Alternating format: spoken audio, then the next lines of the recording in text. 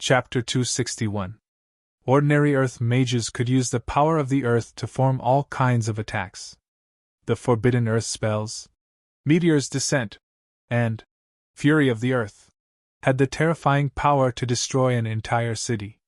However, although Earth mages could use the Earth element to form all kinds of attacks, they still couldn't use the power of the Earth as flexibly as the Earth Elite Zombie. As the favored child of the Earth Elite Zombie could skillfully utilize the yuan energy of Earth to perform many exquisite and dexterous feats as soon as his feet touched the ground. This miraculous ability to utilize the power of the Earth to form tunnels underground wasn't difficult for him.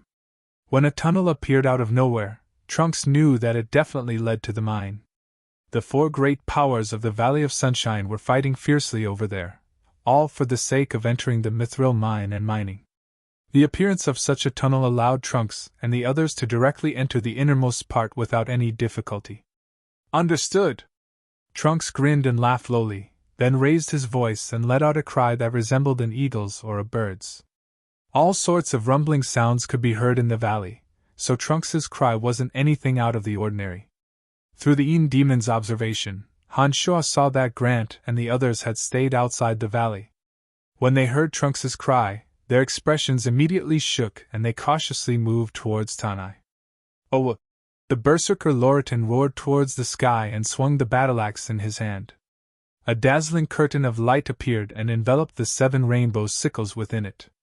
The bodies of those who were enveloped by the curtain of light were cruelly torn to shreds as fresh blood sprayed all over Loritan's body. Be careful of Loritan. If I'm not wrong, he's holding the divine weapon of the Berserker clan, the Berserker's battle axe. Loritan used to be someone who could go berserk twice. Legend has it that a Berserker with the Berserker's battle axe can use the power of the Berserker's battle axe to go berserk once more. A Berserker who can go berserk 3 times is definitely stronger than a great sword master. I think he's the most difficult to deal with in the entire valley. Even Ferguson might not be his match. You must be careful of him.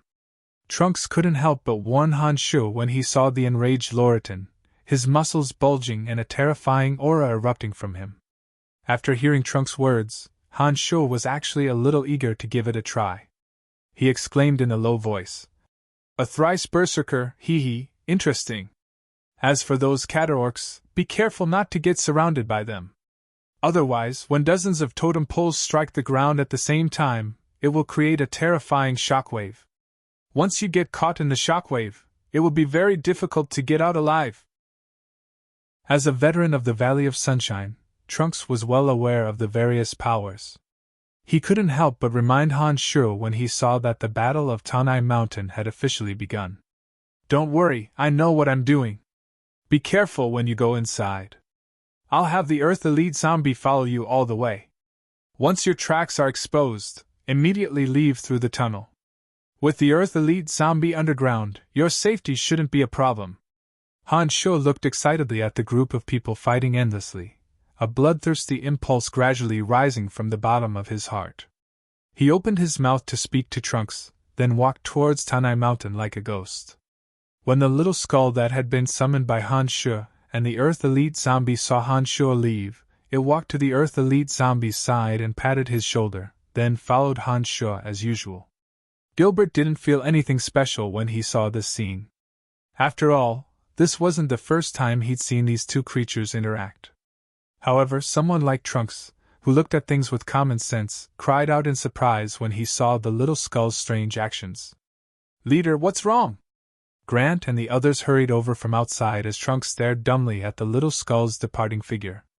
Grant couldn't help but ask when he saw Trunks' strange expression. "No, nothing's wrong.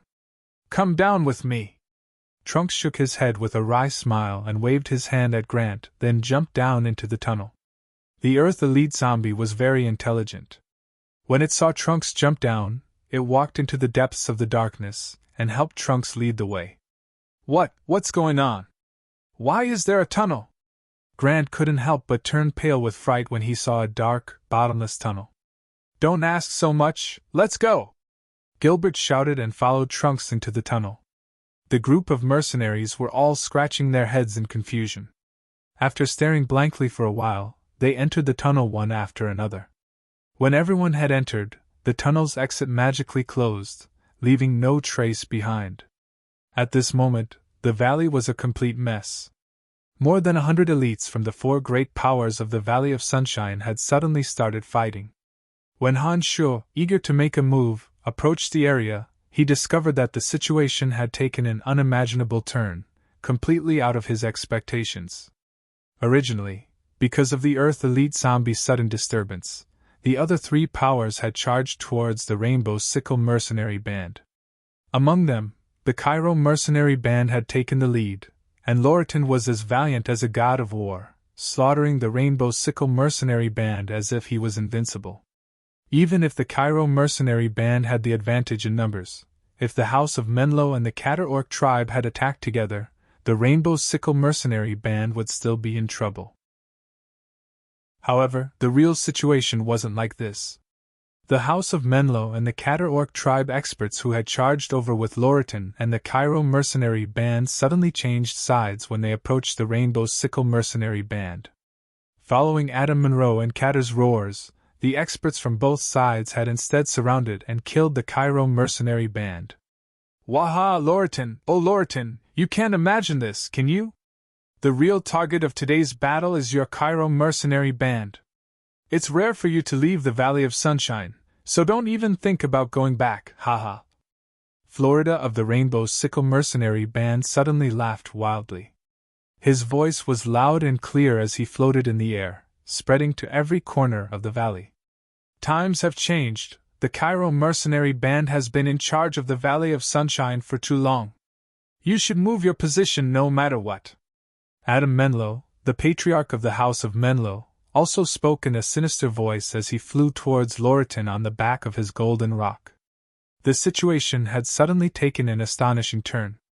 It looked like the Cairo Mercenary Band, Adam Menlo, and the Orc tribe had long since come to a tacit understanding. The intense quarrel before was probably just a cover-up, and the 3 powers had secretly set their sights on Loratan's Cairo Mercenary Band. Those who had come with Loratan were the most elite berserkers of the Cairo Mercenary Band. Of the 50 or so people, 20 had the strength of a single berserk state, while 4, including Harris, had the strength of a second berserk state. Add to that the 4 archmages and 3 sword masters that the Cairo Mercenary Band had recruited over the years. Most of the strongest people in the Cairo Mercenary Band had arrived. However, when faced with the sudden defection of the House of Menlo and the Orc tribe, the 6 berserkers who had entered the berserk state were instantly killed by the experts of the 2 powers behind them. On Florida's side, his grandfather, Ferguson, had already descended from the sky and was coldly observing Tanai's changes. He didn't join in the attack against Loratan. Aoo! Loratan roared wildly as the berserker's battle axe in his hand struck out in a disorderly manner. An enormous aura spread in all directions as the berserker's battle axe set off layers of light. Everyone who was enveloped by the light was crushed to pieces. Charge out with me! Loratan's roar resounded through the entire valley. He'd originally been charging towards the Rainbow Sickle Mercenary Band, but he suddenly changed directions and led the charge towards the House of Menlo. Adam Menlo, who was riding on the back of the golden-winged rock, swung the golden spear in his hand. The sharp aura of the sword caused the air to crackle. The super-rank golden-winged rock flapped its wings, forming tornadoes that surged into the midst of the Cairo Mercenary Band. A fire archmage from the House of Menlo released 3 fire serpents that were 5 meters long in a vivid and lifelike manner. The fire serpents danced wildly as they spread out. One of them rushed towards Loratan, while the other 2 slithered towards the Cairo Mercenary Band from the sides. The tender green vegetation on the rock walls rapidly melted wherever they passed. Adam, you old fart, if you want to die, then I'll send you on your way today! Loratan roared angrily as his body flew high into the air. The berserker's battle axe in his hand raised a curtain of light, and the fiery serpents turned into sparks before they could even approach his body.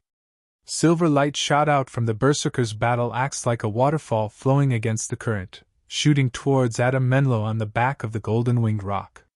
Clang! Adam Menlo's golden spear accurately collided with the berserker's battle axe. Loritin used the momentum of his flying body to block the attack and fell powerlessly into the middle of the House of Menlo. Adam Menlo grunted and hurriedly urged the golden-winged rock to fly higher, seeming to be a bit afraid of the frenzied Loritin. Loritin roared angrily as he once again made his move. Landing in the middle of the House of Menlo actually made things easier for him. The Archmage who had released the fire spell, Dancing Serpents of Fire, didn't even have time to react before he was cleaved in half by the axe, fresh blood and innards splattering all over the ground. As soon as Loritin landed in the middle of the House of Menlo's troops, his berserk energy seemed to have found an outlet, causing several people to die a horrible death in an instant. However, the experts of the House of Menlo who had reacted all aimed their broadswords, spears, and crossbows at Loritin. Before Loritin could cause any more damage, all sorts of attacks swarmed towards him. Clang, clang, clang. Loritin fiercely waved the berserker's battle axe in his hand, blocking most of the attacks. However, a few arrows still pierced through his defense and landed on his back and shoulders. A spear appeared from a strange angle and cut a long and thin wound under his armpit, causing fresh blood to spurt out. However, Loritin, who'd entered the berserk state, didn't seem to know pain at all. His physical defense was also astonishingly frightening. The arrows and spears seemed to be extremely fast and ferocious. If an ordinary person were to take a hit, their body would probably be pierced through. However, Loritin only had his skin broken. Whether it was the arrows or the spears, they only pierced a fingertip deep into his flesh. As long as we kill Loritin, I, Florida, swear to withdraw from the struggle for the Mithril mine. Don't let him leave this place alive! Florida floated over from the other side, the exquisite magic staff in his hand constantly flashing with light. Rays of sword light slashed, and shockwaves shot towards the Cairo mercenary band. Awoo! The orc chief, Katter, roared as he led a group of orcs who had been blessed with various shaman incantations and charged into the Cairo mercenary band from the side. This group of orcs was the smallest in number, but they seemed to be immune to most magical attacks. All sorts of water and fire magic from the Cairo mercenary band's archmages landed on them, but apart from making their skin redder, they didn't have much of an effect.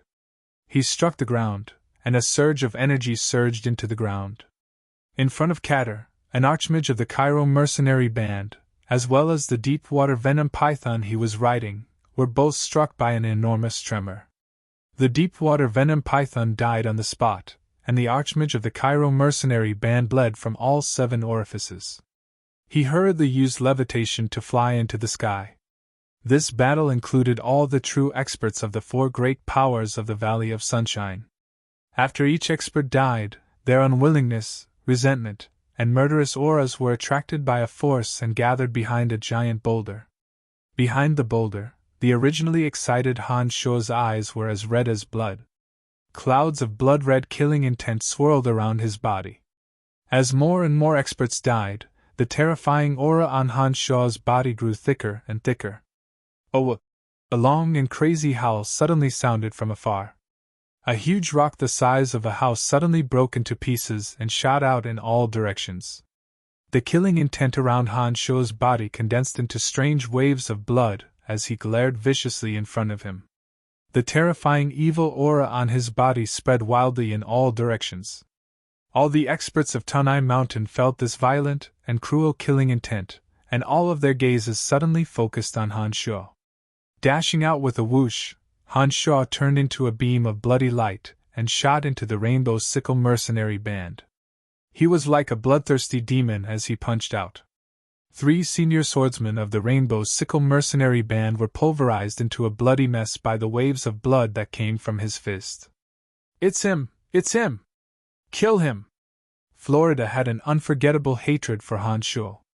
Even though Han Shuo's appearance was vastly different from before, he still recognized him at a glance and immediately started yelling madly. However, for some reason, Florida, who should have been the first to make a move, suddenly felt fear in his heart.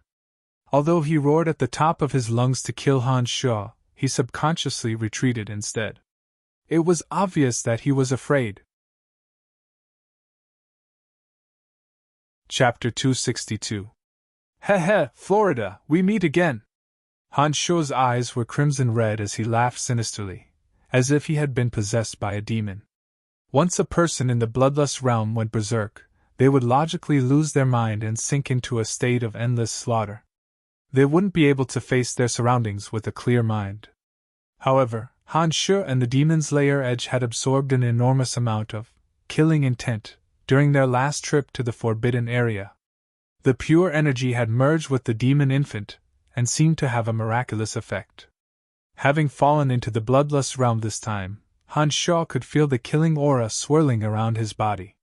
Most of the negative emotions of hatred, fear, and violence had been absorbed by the demon's lair edge within his body. What swirled around his body was mostly pure killing aura. Those negative emotions were the main culprit that caused Han Shuo to lose his sense of self and consciousness once he entered the bloodlust realm. When those negative emotions were absorbed by the demon's lair edge, although Han Shuo's boundless desire for blood and slaughter didn't diminish, his tenacious will allowed his mind to regain clarity.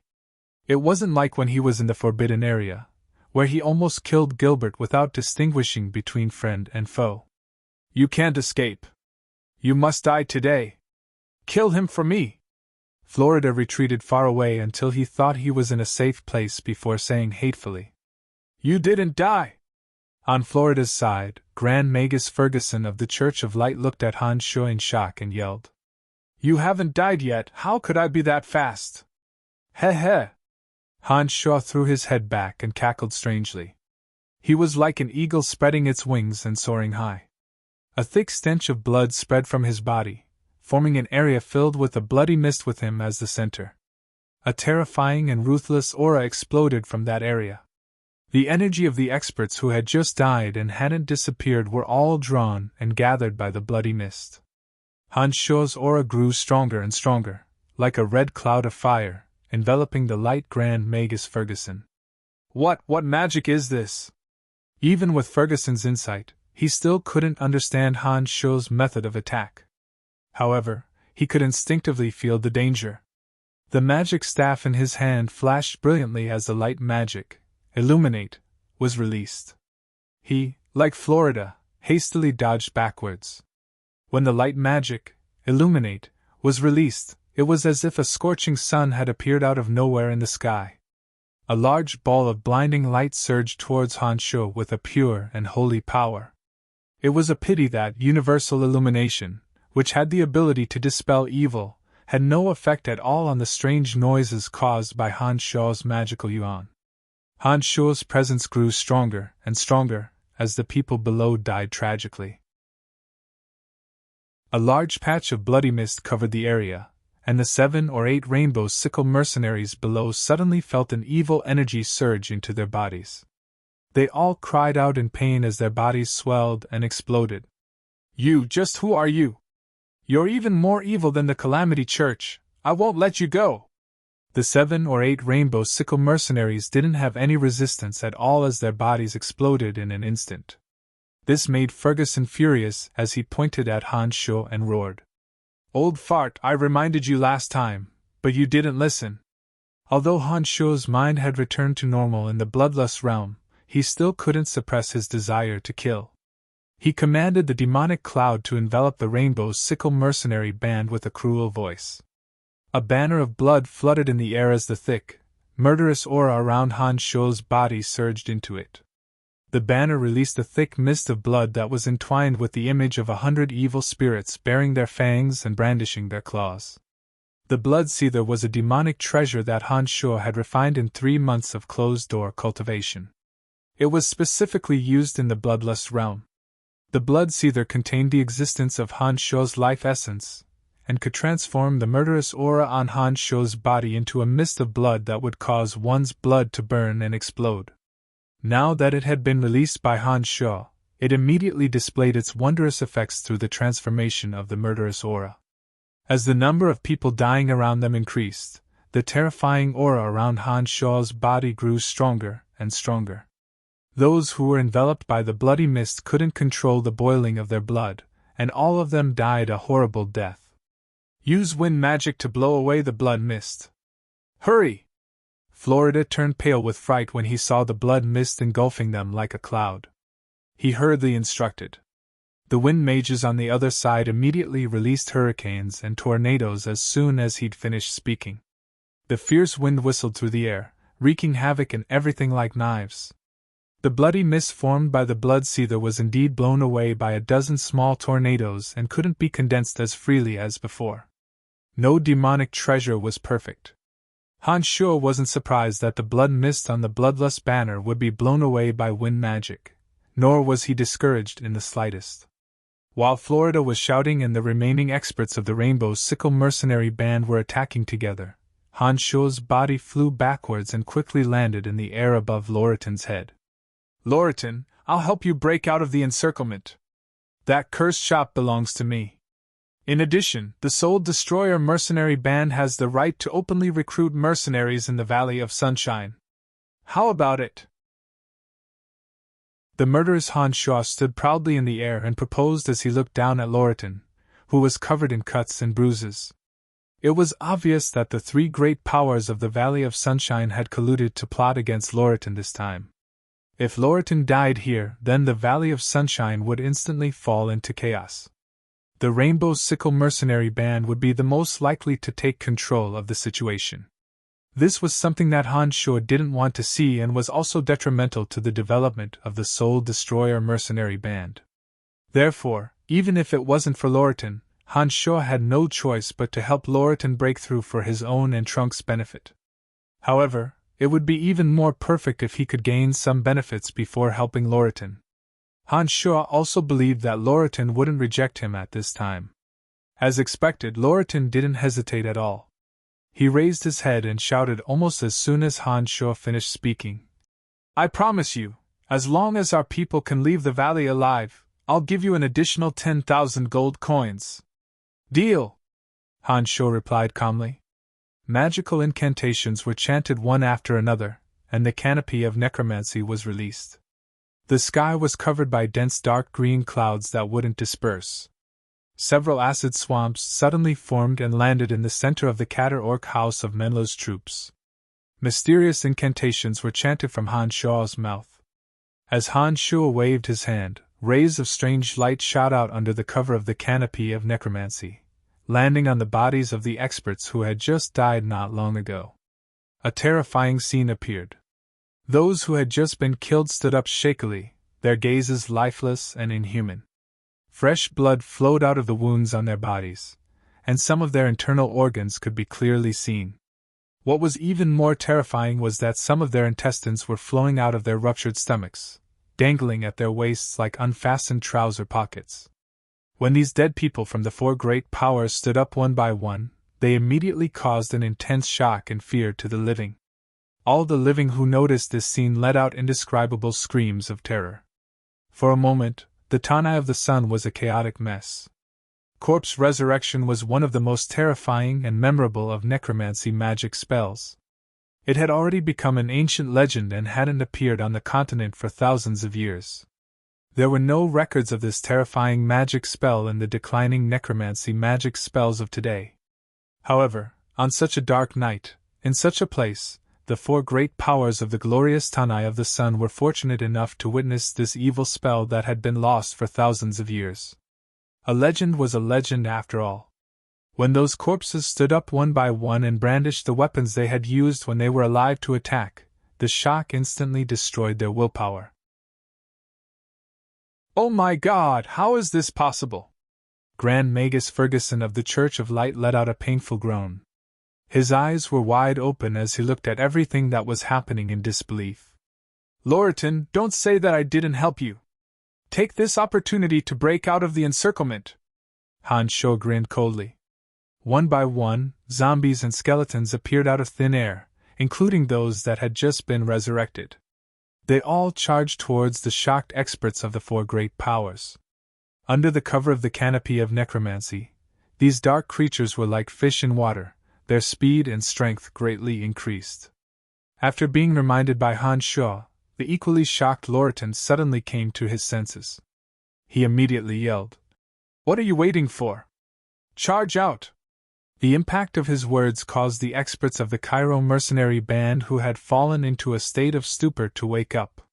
When they saw those close companions who had died once again stand up in horrifying forms, these resolute mercenaries were also stimulated. If it wasn't for Loriton's yell, it was likely that they would have taken a while longer to regain consciousness. However, since they were under the care of Han Shuo, it was fine for them to be stunned. However, the experts of the other three powers had their ankles suddenly grabbed by the corpses. The terror caused by this sudden change would likely be imprinted in their hearts for the rest of their lives. Some of those who reacted a bit slower were directly stabbed to death by their former comrades. Han Shuo stood proudly in the air, coldly observing the cruel changes happening below. A murderous aura rose from his body and blossomed with an evil aura that caused one's heart to palpitate. His eyes were crimson and his face was sinister, making him look extremely frightening. Chapter 263. Grandpa, hurry up and release the radiance of light to dispel this evil magic. Florida was extremely anxious as he yelled at the dumbfounded Ferguson. With his grandson's reminder, Ferguson, who had been trembling in fear, came to his senses. The magic staff in his hand emitted a holy and bright light, and his voice echoed through the valley. Holy power of light, hear my call, and dispel all darkness, radiance of light. A strong ray of light tore through the sky as the holy and mystical element of light filled the air above the valley. The dark green clouds created by Han Shuo's canopy of necromancy dissipated under the radiance of the holy light, disappearing without a trace in an extremely short amount of time. Dazzling light shone upon the valley, reflecting the gentle light of the stars. The aura of death was quickly dispelled as the holy power of light sprinkled down.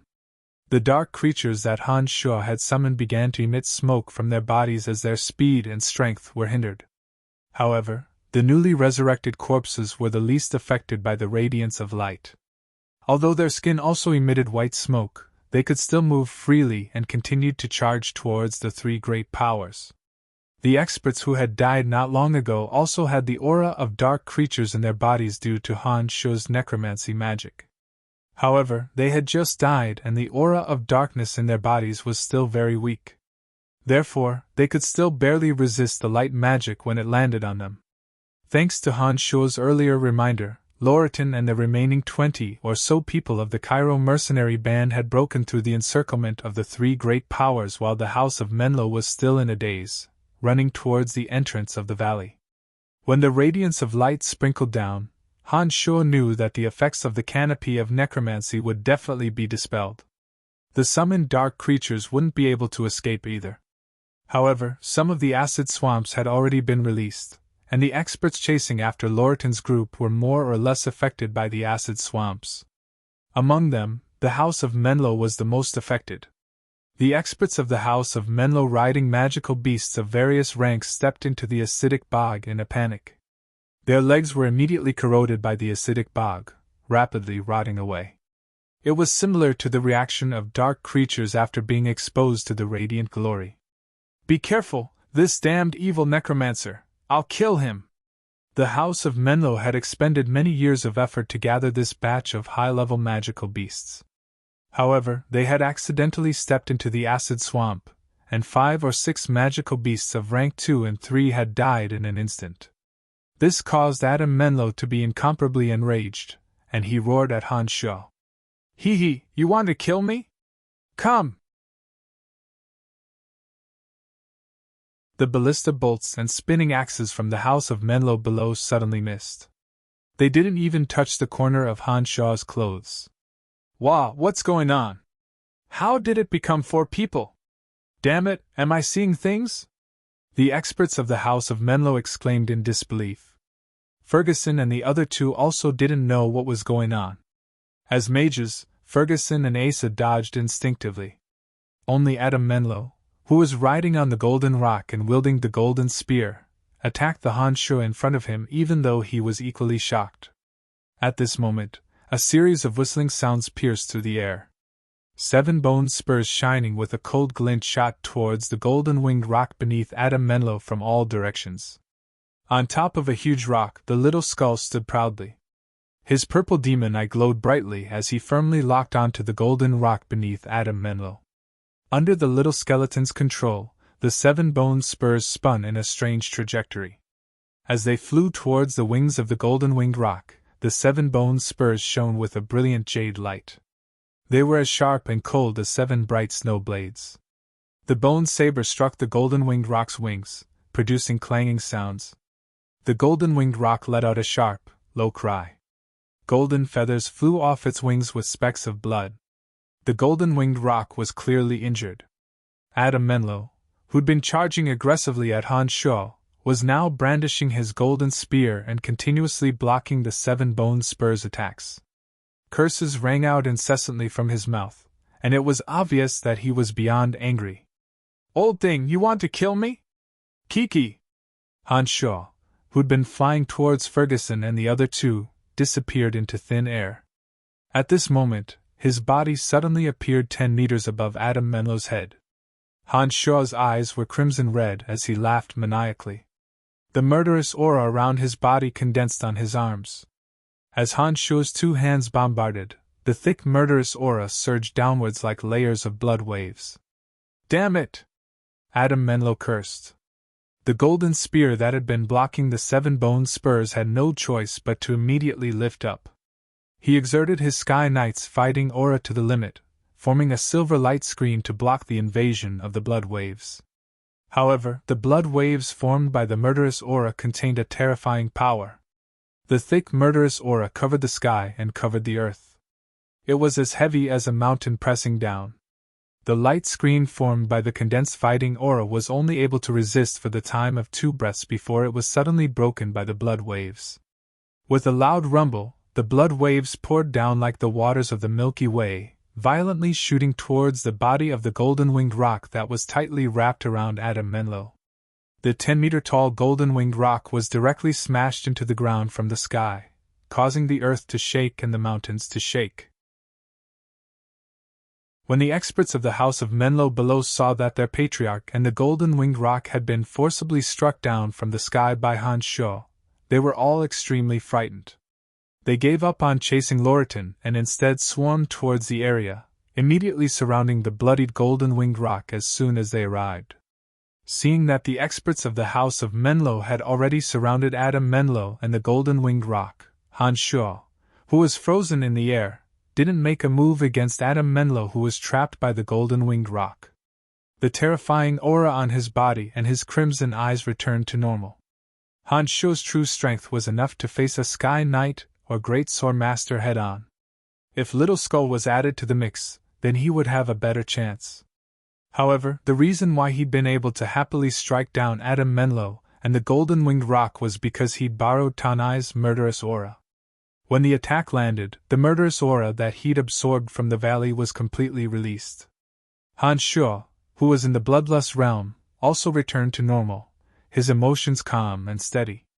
After the 3 demons concealed themselves, they once again turned into bright lights that observed the surroundings, reflecting the entire valley into their hearts. Chapter 264. This person, just who is he? This is too terrifying. Even the head of the House of Menlo has been taken down, including the super-rank magical creature, the Golden Rock. How terrifying! Just what martial technique is he using? Why can't I see it at all? He must have the strength of a sacred sword master, otherwise it's impossible for him to be so strong. On the outskirts of the valley, a few of the smaller powers of the Valley of Sunshine who were hiding trembled as they watched the chaotic battle, all of them exclaiming in low voices. "Oh!" Chief Lorton of the Cairo mercenary band stayed behind alone after charging out of the encirclement. Following a series of roars, the berserker's battle axe in his hand flickered with a silver light under the moonlight. Lorton's exposed muscles shone with a silver luster as his eyebrows and thick chest hair turned from black to silver. Cracking sounds rang out from his 2-meter-tall body as if his bones had been stretched, causing him to grow from 2 meters to 2.5 meters tall. He had originally been holding the berserker's battle axe with one hand, but now he gripped it tightly with both hands. An enormous aura radiated from the berserker's battle axe, accompanied by Loreton's roars as he fiercely chopped down at the pursuing Rainbow Sickle mercenary band. The glaring silver light shot forward, causing the ground to crackle wherever it passed. The Rainbow Sickle mercenaries at the very front weren't able to defend against the silver light's assault at all. Their bodies were sliced cleanly by the silver light as it passed through them. The silver light was extremely fast as it continued unimpeded towards Florida and the others after slicing through several mercenaries. The shocked Florida flew into the sky in a panic, cold sweat beading on his forehead. A berserker going berserk 3 times. Oh my God, Loreton is too crazy! He should be holding the divine weapon of the Berserker clan, the Berserker's battle axe. No wonder, it looks like Loreton's strength has increased. What a terrifying fellow! Nonsense, how could he wield power in the Valley of Sunshine if he wasn't strong enough?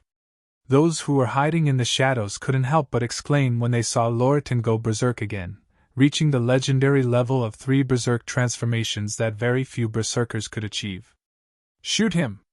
Arrows, battle axes, and spears all shot towards Loreton's body under Florida's command. Several bolts of lightning as thick as an arm shot towards Loreton from the sky. Fire snakes danced wildly, ice arrows whizzed, and spikes shot out from the ground, all converging towards Loreton. A concentrated barrage of attacks descended, scorching the area. The ground cracked, the plants burned, and the arrows and spears were scattered all over the ground. The dust slowly scattered after the wind blades passed, but Loreton still stood proudly with the Berserker's battle axe in his hand. The thrice berserk Loreton didn't seem to fear pain. Although his body was charred black with many cracks, he didn't suffer any serious injuries. He was still able to stand stably in the face of the magical attacks of so many experts, including several archmages. Such strength was terrifying to the extreme. Aool! Loreton howled at the moon. He actually still had the strength to charge towards the Rainbow Sickle mercenary band and the Catter Orcs after the barrage of attacks. He's a strong man, a berserk warrior who has gone berserk 3 times. His body is actually immune to most magic and physical attacks. Han Shuo, who was standing in the air, couldn't help but exclaim in admiration as he watched Loreton's actions in amazement.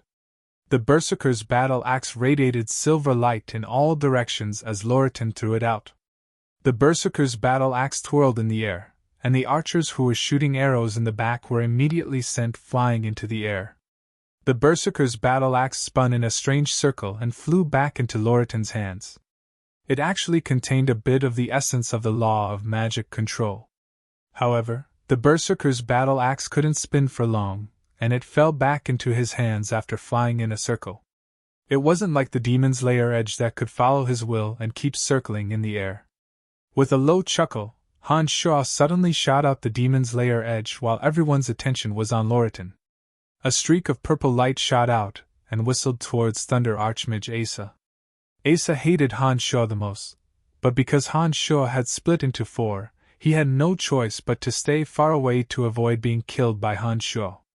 Attracted by Loreton's howl, he turned his head to look at Loreton, but didn't expect that Han Shuo's attack would arrive. He was scared out of his wits. Last time, I cut off your right hand. This time, I'll cut off the head on your neck. Han Shuo laughed sinisterly as he charged towards Asa. At this time, the Rainbow Sickle mercenary band and the Catter Orc tribe were using all their strength to deal with the thrice berserk Loreton. The experts of the House of Menlo were firmly protecting the Patriarch, Adam Menlo. Only Light Grand Magus Ferguson was nearby. As Asa dodged in fear, Ferguson suddenly turned around and chanted a Radiant Protection spell. A ball of sparkling white light tightly wrapped around Asa. Seeing that his entire body was protected by the Radiant Protection spell, Asa suddenly let out a sigh of relief. Just as he was about to release another bolt of lightning to protect himself, he suddenly cried out, "Mr. Ferguson, be careful!" The demon's lair edge that had been shooting towards Asa suddenly changed direction when it reached him, rapidly stabbing towards Ferguson, who had just released the Radiant Protection spell. At the same time, Han Shuo also changed direction, coldly staring at Ferguson as he flew, not even sparing Asa a glance. Ferguson suddenly realized that Han Shuo's attack on Asa was just a pretense to get him to help. He finally understood that Han Shuo's true target wasn't Asa at all. He had been scheming against him from start to finish. After Ferguson understood this fact, a layer of deep fear suddenly enveloped his heart. He hastily chanted the radiant protection spell, tightly wrapping his entire body. Clang, clang, clang. The demon's layer edge bombarded Ferguson's body, emitting a pleasant metallic sound. Layers of cracks appeared on the radiant protection. Ferguson hastily mobilized his mental strength to fuse with the element of light, doing his utmost to repair the cracks on the radiant protection. Heh, old fart, I already warned you when you chased me last time, but you still attacked and almost killed me in the river. You didn't think that this day would come, did you? You just released a radiant glory spell that consumed mental strength, so your mental strength is already exhausted. Let's see how long you can last with the next two radiant protection spells. Han Shuo approached like a ghost, the demon's layer edge sinking into Han Shuo's body. Han Shuo frantically circulated his demonic yuan and condensed it into two fists. Han Shuo laughed in a low voice as he unceremoniously swung his iron fists, fiercely pounding on the radiant protection ball of light. The violent bombardment was as loud as the beating of a drum. The protection of light rapidly cracked under the bombardment. The light Grand Magus of the Church of Light, Ferguson, almost had the urge to vomit blood. He had never felt such a lack of the element of light as he did at this moment. He had overdrawn his mental strength to condense it. A deep fear was branded into Ferguson's heart as Han Shuo's fists bombarded him. Only now did Ferguson realize how sinister Han Shuo's schemes were. He finally understood why Han Shuo still needed to release the canopy of necromancy to summon so many dark creatures even with him, a light Grand Magus. It turned out that Han Shuo had schemed against him from the very beginning and treated him as his true target. All of this was because he had joined forces with Maxine to attack by the river last time.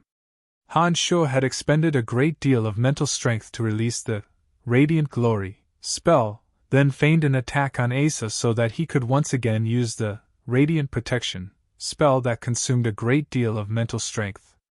Only then did Han Shuo truly close in on Asa. Han Shuo had similarly wasted a great deal of mental strength to cast the canopy of necromancy and summon the enormous dark creatures. However, apart from being a mage, Han Shuo was also a close combat expert who knew how to use strange martial arts. Although his mental strength was similarly consumed, he could still use martial arts to attack. If all of this had been within Han Shuo's calculations from the beginning, then this person's sinister schemes and precise calculations were beyond imagination.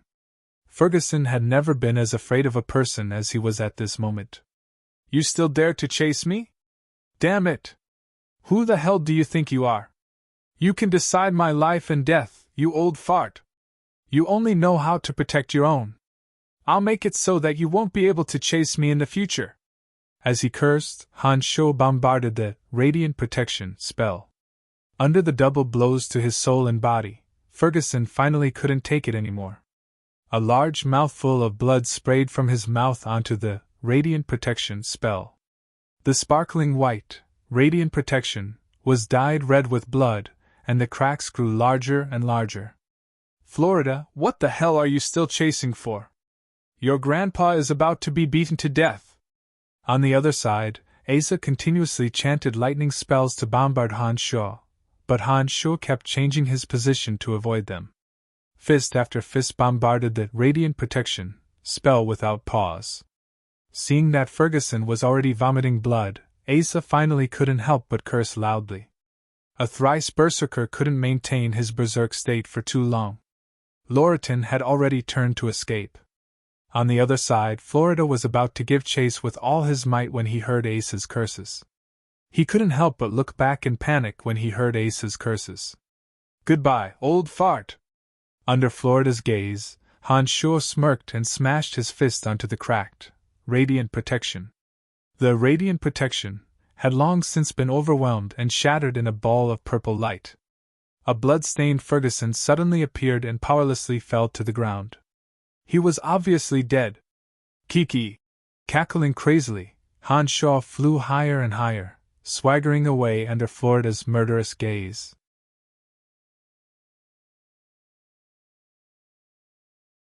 Chapter 265. Han Shaw left the valley and immediately hid in a pile of thick bushes, using his consciousness to contact the Earth Elite Zombie's little skull. Whoosh whoosh whoosh. A thin white light flickered in and out of existence under the illumination of the moonlight. It sped through the mountain valley like the wind and quickly landed next to Han Shaw. It was the little skeleton wielding the bone dagger. The little skeleton's 7 bone spurs returned to its back as it carried the bone dagger leisurely, like a child playing in a garden. It didn't take the chaotic battle in the valley seriously at all. It was obvious that it was at ease. As Han Shaw's consciousness connected, Han Shaw felt the Earth Elite Zombie swim towards his feet from the depths of the valley. 10 seconds later, the earth beneath Han Shaw's feet loosened and the silly Earth Elite Zombie drilled out. "Where are they?" Han Shaw hurriedly asked when he saw the Earth Elite Zombie come over. The Earth Elite Zombie was stunned and thought for a while rubbing his head. He once again dove into the ground and moved towards Tanai. However, the Earth Elite Zombie's speed was a bit slower this time.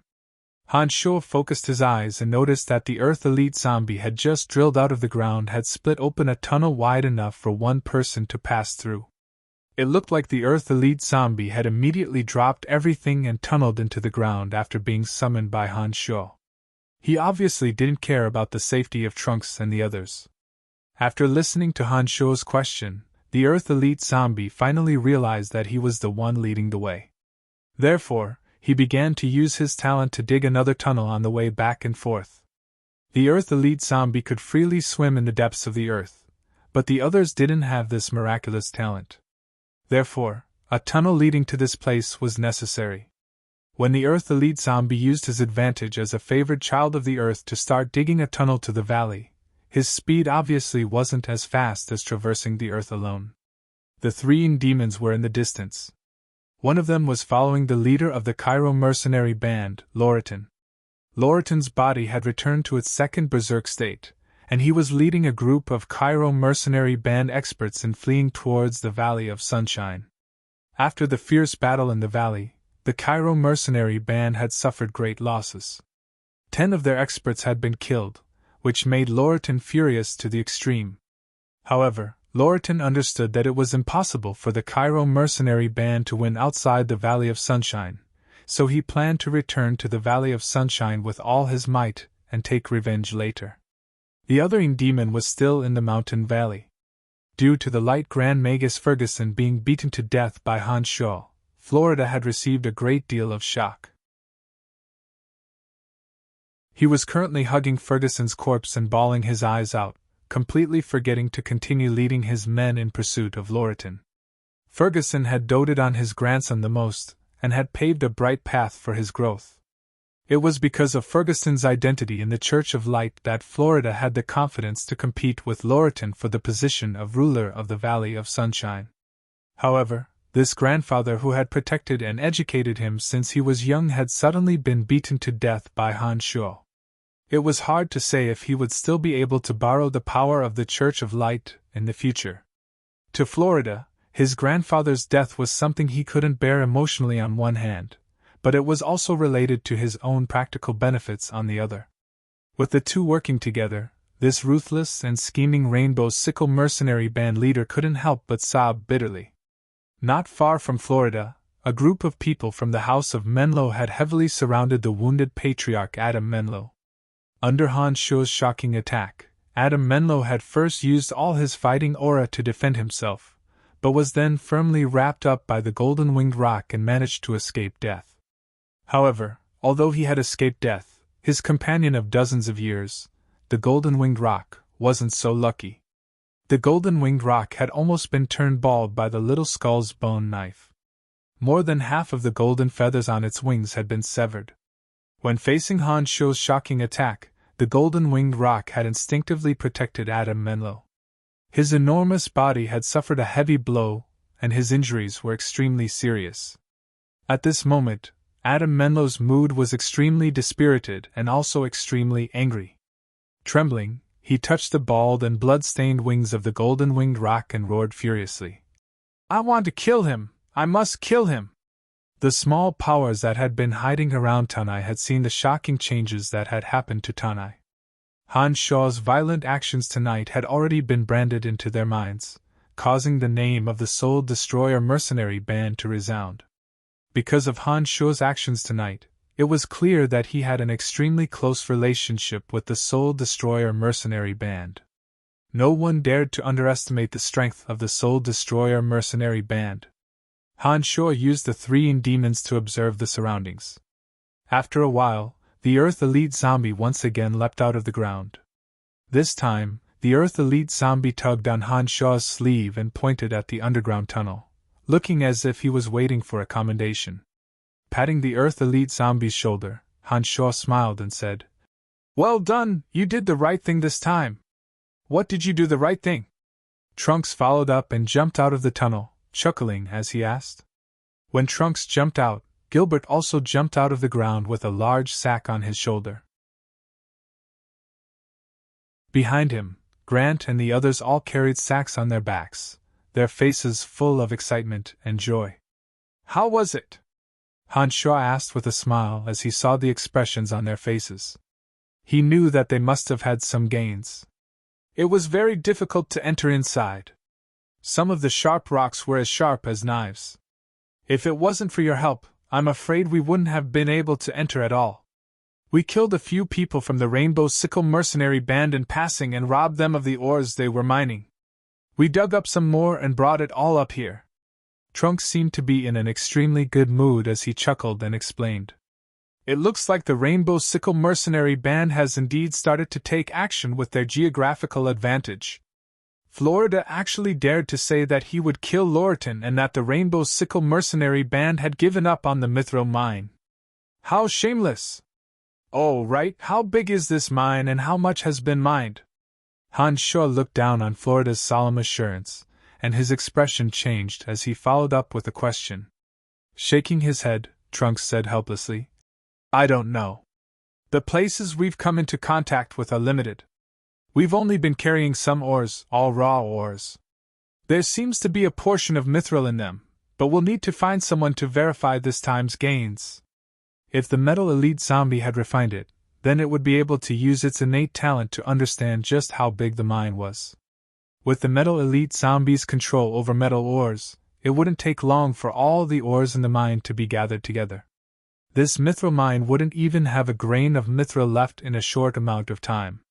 It was a pity that the place of extreme metal was the most difficult to find among the 5 places of extreme metal.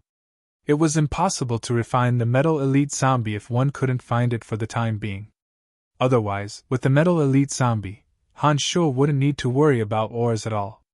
With the existence of the Dwarf Tribe and the Metal Elite Zombie's instinctive reaction to ores, he would be able to obtain an unending supply of weapons. After sighing slightly, Han Shaw suddenly discovered that Janet and the bandits were making strange movements. He immediately cursed. "All right, let's leave this place first. Mountain Tanai is in a mess now, we shouldn't stay here for the time being. Put down the ores on your backs, I'll put them into my space ring." Han Shaw pointed at Gilbert and the others as he urged them. Among the group, only Trunks had a space ring on his finger. The rest of the mercenaries, including Grant, all used the bags on their waists. Space rings were notoriously expensive. It was only natural that these mercenaries didn't have enough gold coins to buy a space ring. However, when Han Shaw gave the order, Grant and the others didn't immediately move. Instead, they cast their gazes at Trunks, seemingly waiting for him to express his stance. "Listen to him. In the future, his orders are my orders. Remember this." Trunks had a stern expression as he cautiously instructed Grant and the others. "Understood." With Han Shaw's orders, Grant and the others felt as if a heavy burden had been lifted from their shoulders. They immediately became much more relaxed. They hastily untied the large sack on their backs and placed it in front of Han Sho.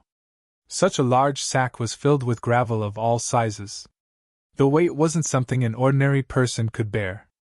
Even for these mercenaries, carrying it all the way back to the Soul Destroyer mercenary band was a painful task. White lights flashed, and the sacks of all sizes disappeared into Han Sho's space ring. When everything was done, Han Sho waved his hand and said, "Follow me, we'll intercept Janet on his way back. This time, we'll also be bandits and capture Janet." "That's right, I must get to the bottom of this." Trunks immediately recalled Annie's matter when he heard Han Sho mention Janet. His originally joyful mood was instantly filled with sorrow as he shouted with a sullen face. 2 of the 3 demons returned. One of them closely followed Janet's group of bandits, constantly paying attention to their movements. Under Han Sho's command, the Soul Destroyer mercenary band took a shortcut to intercept Janet. However, they suddenly discovered that Janet's group was acting suspiciously, and had actually set up an ambush on the way back to the House of Menlo. From the looks of it, Janet seemed to be planning to take advantage of the House of Menlo's heavy losses to make a deal.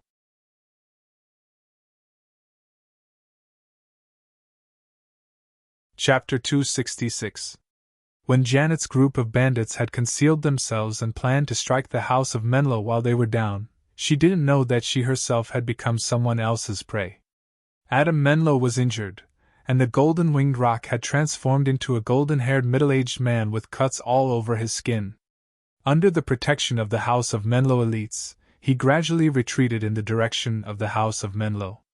Arriving at a place covered with lush shrubs and several towering trees, Janet's group, who had long since been lying in ambush, immediately charged out with a battle cry. The old man beside Janet released a wind support spell, exhilarating, which landed on the bandits' bodies. The valiant bandits flew towards the House of Menlo, brandishing their weapons and starting to attack. This was out of Han Sho's expectations. He'd originally thought that Janet was lying in ambush to seize the opportunity to plunder. He hadn't thought that Janet would immediately give the order to kill the House of Menlo when she saw them appear. It looked like her goal this time wasn't to plunder. "Adam, you old thing, you deserve your bad luck. You actually dared to plot against me. You must be tired of living." Janet didn't make a move. She shouted in high spirits, her pretty face filled with pride and excitement. "Kill them and the House of Menlo will be finished. Let's see if they still dare to cause trouble for us." The bandits shouted loudly as they brandished their weapons and attacked fiercely. The experts of the House of Menlo, who had already suffered heavy losses, were chased into a sorry state. In this trip to the valley, the major powers didn't send out too many people, perhaps because they had a mutual understanding. The House of Menlo originally had a few dozen experts, but after being killed by Loriton's berserk transformation and the ambush of the corpse resurrected by Han Sho, there were only a dozen or so members left. Facing Janet's group of bandits, who were 3 times their number and also had decent strength, it was only natural that they would suffer a loss. "Protect my father. Our people are nearby. As long as we return to our territory, these damned bandits won't be able to leave alive," a skinny, brown-haired mage shouted as he waved the magic staff in his hand. Sharp spikes suddenly shot out from the ground where Janet and the other bandits were charging. These bandits, who had been buffed by the wind support spell, acceleration, were extremely fast. They didn't care about the changes under their feet at all and were hit one after another. Some of their ankles were directly pierced through. "Damn it, shoot them to death!" Janet roared and ordered the archers behind her. Swish! Swish! The sound of arrows piercing through the air rang out as streaks of silvery arrows fell upon the House of Menlo, immediately causing chaos amongst them. Even the Earth Mage who had cast the Earth Spike was affected by the rain of arrows and had no choice but to cast an earth wall for defense. Han Sho could clearly see the battle between Janet and the House of Menlo through the Een Demon. At this time, Han Sho and the others were hiding in the shadows tens of meters away, carefully listening to the intense battle and waiting for Han Sho's orders. "Let them fight amongst themselves. I'll have the Earth Elite Zombies sneak attack and capture them later." Han Shuo wasn't in the least bit anxious as he said leisurely. Tonight is destined to be a sleepless night. After tonight, the Valley of Sunshine will become even more chaotic. Our Soul Destroyer mercenary band will take advantage of this opportunity to rise. Be careful for now. After my violent actions tonight, I think the Rainbow Sickle mercenary band and the House of Menlo will deal with us first without a care in the world. With our mercenary band's current strength, we can't contend against any of the powers. Our current hiding place must not be exposed. Han Shuo couldn't help but remind Trunks when he saw the desire on his face. Heh, that's good too. Because of your craziness tonight, the name of our Soul Destroyer mercenary band has become famous. As long as our name is known, we won't have to worry about not being able to recruit people. As long as we have money and people, our strength can rapidly improve. When we have enough strength, it will be the death of those traitors in Florida, Trunks said with a cold face. Nodding, Han Shuo agreed. That's right, it's time for the Soul Destroyers to show their talents. Han Shuo exclaimed softly and said in astonishment. I didn't think that the experts of the House of Menlo would really be waiting outside. It looks like Janet's group's efforts were for naught. He patted the Earth Elite zombie and it abruptly hit underground. Han Shuo turned his head to look at Trunks and said, I suddenly remembered that with him, we don't need your help anymore. You guys return to the group first, I'll catch up to you guys with Janet. You really don't need help? Janet can be the leader of such a large group of bandits, so her own strength can't be too weak. Plus, there's a group of bandits surrounding her. Are you sure you can succeed? Trunks asked in astonishment. Don't worry, there won't be any problems. Han Shuo smiled confidently and gave the order to return with Gilbert and Little Skull.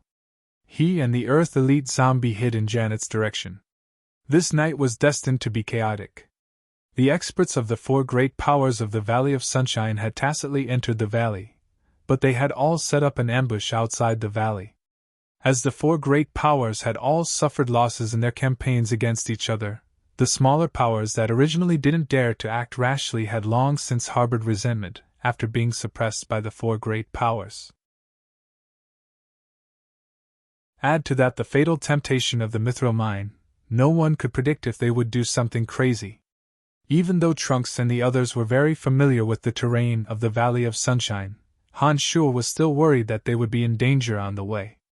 Therefore, he had Gilbert and Little Skull travel with them. At least they could take care of each other along the way. When Han Shuo planned to capture Janet, his mind spun rapidly. He clearly observed Janet's every move based on the Een Demon's observation, thinking of the most appropriate way to act. Quick, chase after them and get rid of them. If we miss this chance, there won't be another one. Janet wielded a huge mace, her petite body as fast as lightning as she chased after the fleeing clansmen of the House of Menlo. There were a few bandits protecting her, but because of Janet's ruckus, the bandits were busy chasing after the experts of the House of Menlo, gradually getting further and further away from her. Through the Een Demon's observation, Han Shuo calmly determined Janet's route of advance. He silently hid behind a large tree, slowly adjusting his breathing and heartbeat. It was as if his entire being had become one with the tree, and no one could discover Han Shuo in the shadows. The Earth Elite zombie obeyed Han Shuo's orders and quickly shuttled through the ground, closely following Janet. As soon as Han Shuo gave the order, he would immediately move underground to cooperate with Han Shuo. The experts of the House of Menlo rode all kinds of magical beasts, and left the area where Han Shuo was hiding. Behind them, a few bandits on Janet's side waved their weapons and shouted as they chased after them. These people all passed by the large tree that Han Shuo was hiding behind. Gradually, the panting and angry Janet rapidly approached according to the trajectory that Han Shuo had predicted. She raised her mace and cursed loudly. Vulgar words and vulgarities rang out incessantly, without the restraint that a girl should have. Suddenly, Han Shuo, who had been hiding all this time, suddenly leaped out like a ghost. He was like a shadow in the darkness, instantly entering Janet's line of sight. Janet, who was cursing incessantly, saw a black shadow suddenly appear from the darkness. She immediately waved her mace in horror and smashed it over. The mace flew over at high speed with a strange whistling sound. Its momentum was extremely shocking. Clang! The sound of metal clashing rang out as an enormous force flowed through the mace and into Janet's body. It was as terrifying as a flash flood.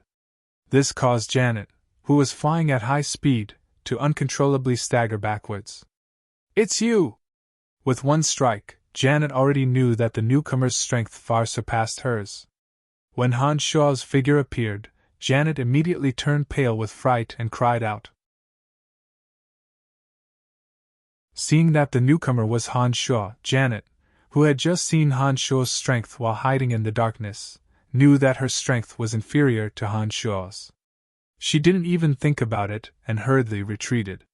She opened her mouth and yelled, "Men, take him down!" As Janet retreated, she didn't know that the Earth Elite zombie had already set up an ambush.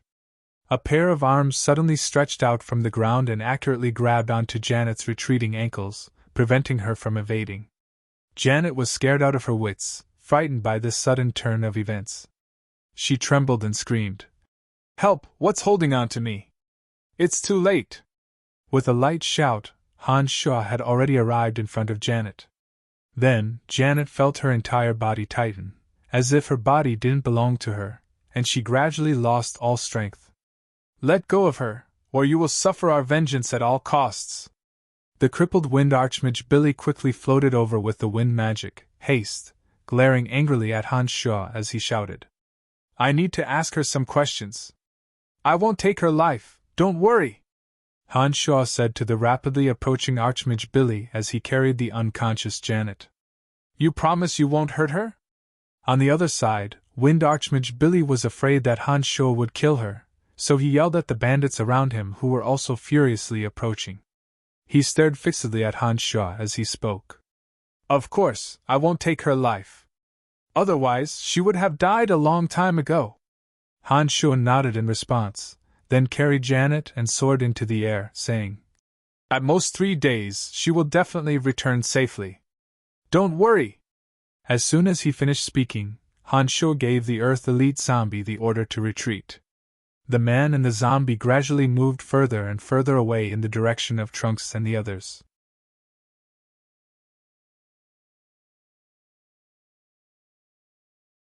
Chapter 267. On the way, Han Shuo met up with Trunks and the others. They didn't encounter any more mishaps and covertly returned to the Soul Destroyer mercenary band. After a night of hard work, the group was clearly a bit tired.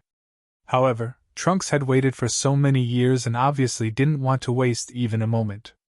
Some of the original Rainbow Sickle mercenary band members also stared at Han Shuo with sparkling eyes. You guys actually captured Janet too?" Annie, who had been woken up from her sleep, was making a ruckus along the way. However, when she saw the unconscious Janet with her head drooped, her expression suddenly changed. Patting Janet's cheek, Han Shuo's magical yuan flowed into her body. Just as he was about to wake the unconscious Janet up, he suddenly furrowed his brows in surprise. Making a soft sound, Han Shuo's large hand pressed against the back of Janet's neck. 5 strands of magical yuan wandered through Janet's body like gossamer threads. He suddenly discovered that Janet's body structure was different from that of an ordinary person. Her meridians were much fewer than those of an ordinary person, but she had dozens more bones. "Scoundrel, you actually took advantage of Janet!" Annie cursed angrily when she saw Han Shuo's large hand on Janet's back. "What's wrong?" Trunks waited for Han Shuo to wake Janet up, but couldn't help but ask when he saw Han Shuo's puzzled face and Janet still hadn't woken up after a long time. "This Janet is a bit different. Her body structure is very different from that of an ordinary person." Han Shuo was truly astonished. He used his magical yuan to circle around Janet's body a few more times and was sure that her body was indeed no different from that of an ordinary person. However, the composition of her bones and meridians was indeed different. "There's such a strange thing?" Trunks was startled. He stared at Janet for a few moments and nodded. "It's her without a doubt. I've known her for a few years. This must be Janet. How can her body be different from an ordinary person's?" There's no mistake. Her body is absolutely different from ours. I can guarantee that this Janet is a bit strange, Han Sho said with certainty. Then, he suddenly remembered the last time he fought with Janet. Even after her dark green fighting aura had dissipated, she still had the ability to make his arm tremble. He was a little puzzled. When Han Sho told him about Janet's strangeness, Trunks was taken aback at first, and then he said, I know a little about this matter. Before Janet cultivated fighting aura, she was already very powerful. It is said that she showed this when she was young. Suddenly, Han Sho recalled Fanny's evaluation of him, and couldn't help but exclaim, Yes, I know what's going on. This Janet should have the legendary body of divine favor favored by the gods. Since her birth, her body structure has been different from ordinary people. The reason why Han Sho was able to progress so quickly was entirely due to the effect of cultivating demonic arts. She was mistakenly believed by Fanny to have the body of divine favor. At that time, Han Sho felt that Fanny's theory about the body of divine favor was not credible.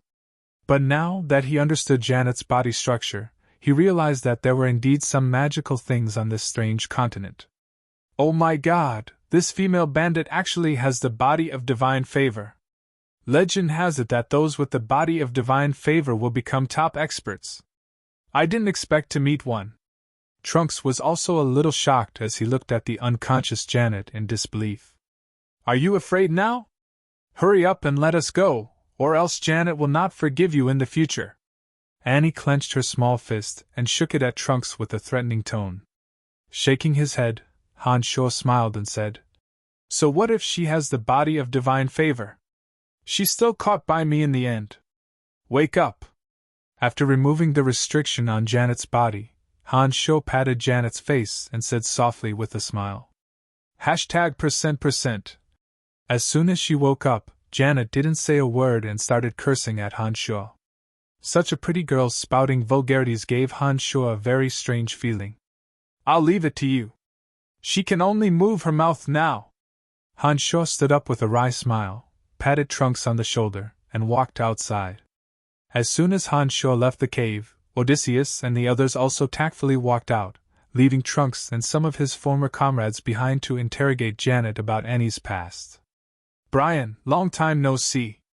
Let's have a few drinks tonight, Odysseus immediately suggested to Han Sho with a smile as soon as he came out. At night, the place was still covered in thick fog, but for some reason, the thick fog that originally shrouded the area gradually dissipated at night, and the bright moonlight just happened to shine down. Because it was already late at night, the other mercenaries who stayed here were basically asleep.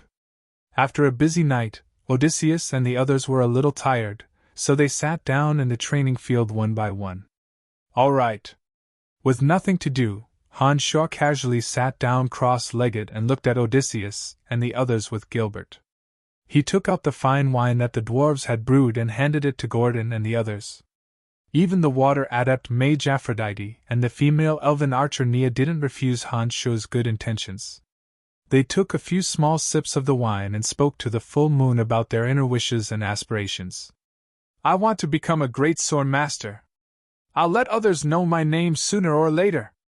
Gordon, who had already advanced to senior swordsman, gulped down a few mouthfuls of wine and said heroically, I also want to diligently practice magic and become an archmage as soon as possible.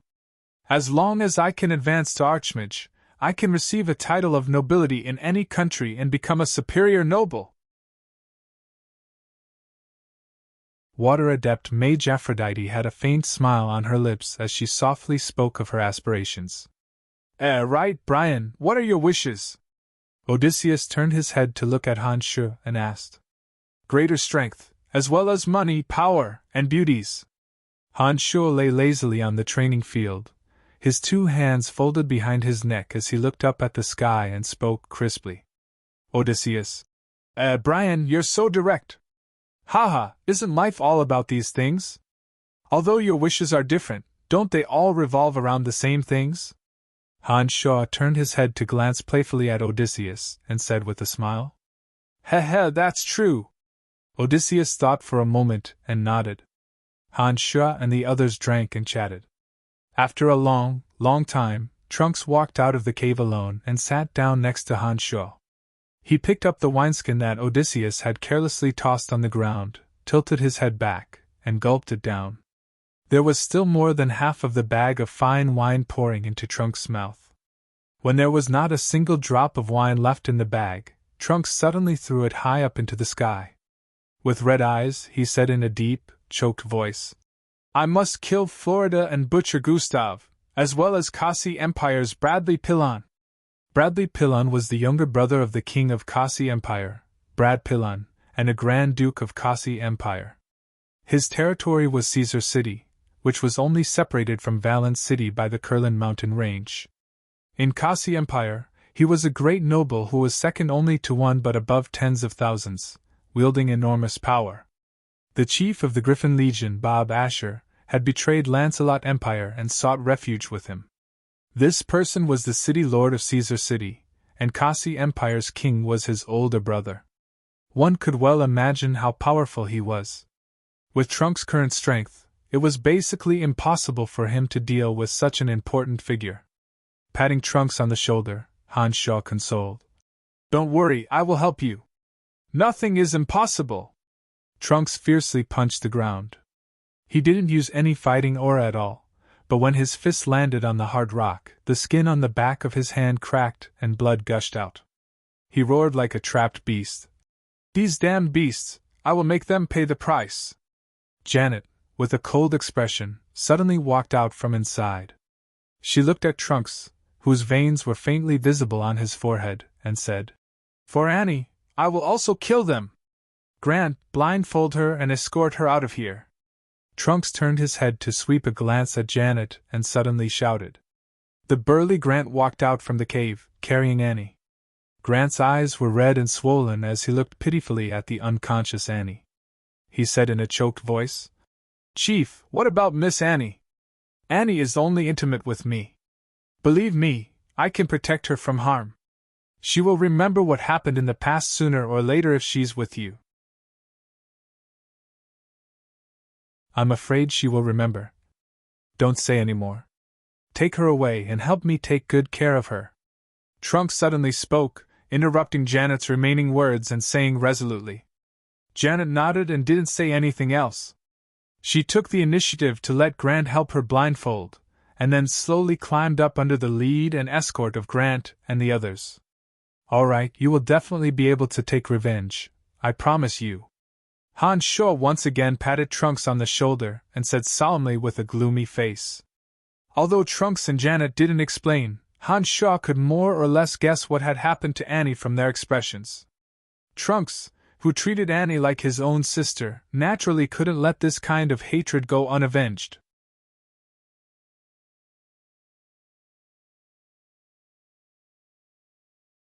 Chapter 268. That night, Trunks drank without end, his eyes red and sobbing incessantly. Han Shu wanted to say a few words of comfort, but it was to no avail. He seemed to have completely forgotten about the people and things around him, drowning in his pain and unable to extricate himself. That night, Han Shu took out 3 of the remaining 5 rebirth pills, one for Odysseus, Gordon, and Aphrodite, and the other 2 for Trunks and Emily. At noon, Han Shu left the Soul Destroyer mercenary band and headed to the Valley of Sunshine alone. The fierce battle outside didn't affect the merchants of the Tanai of the glorious Sun Valley. They had woken up early and were still busy, completely unaware of what had happened last night. When Han Shu arrived at the fence, a few members of the Cairo mercenary band recognized Han Shu and respectfully welcomed Han Shu inside. Looking around, Han Shu discovered that the merchants of the Valley of Sunshine hadn't changed much, but the Cairo mercenary band soldiers were much more serious than usual, walking up and down the streets at a much higher frequency. Along the way, everyone from the Cairo mercenary band who met Han Shu respectfully nodded at Han Shu in greeting. It looked like they already knew about Han Shu's assistance yesterday. Last time in the glorious Sun Tanai, Han Shu had obtained many precious herbs from the old orc's shop. Now that he'd arrived in the Valley of Sunshine, Han Shu headed straight for the old orc's shop. The owner of the shop recognized Han Shu. When he saw Han Shu appear, the old orc who had been lying lazily inside hastily stood up with a wide grin and warmly welcomed Han Shu inside, saying, "Long time no see, haha, what have you taken fancy this time?" Han Shu's eyes sparkled with pleasant surprise as he scanned the store. He hurriedly picked up a dozen or so plants and placed them in front of the old orc, chuckling. "I want all of these things. Name a price?" Apart from the dragonfly fruit, arctic grass, and gold marrow grass that he'd seen last time, he'd also discovered a 9 jade flower this time. He was truly overjoyed, thinking that this store could indeed surprise him. The 9 jade flower had 9 petals, and they were sparkling and translucent like jade, emitting a refreshing fragrance. Using the 9 jade flower and a few other spirit herbs, one could refine a vitality-repairing pill to treat internal injuries. Among them, the 9 jade flower was the main ingredient, and it was very difficult to find. "Just give me a price." After experiencing Han Shu's generosity last time, the old orc seemed to have realized something and spoke very casually with a smile. It was easy to imagine how happy Han Shu was to be able to collect so many precious spirit herbs.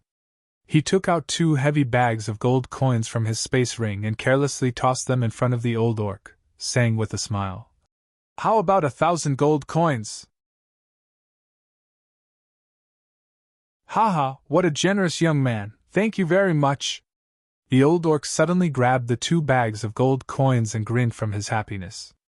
His mouth was so wide that it seemed as if he was about to eat someone. "It's you again!"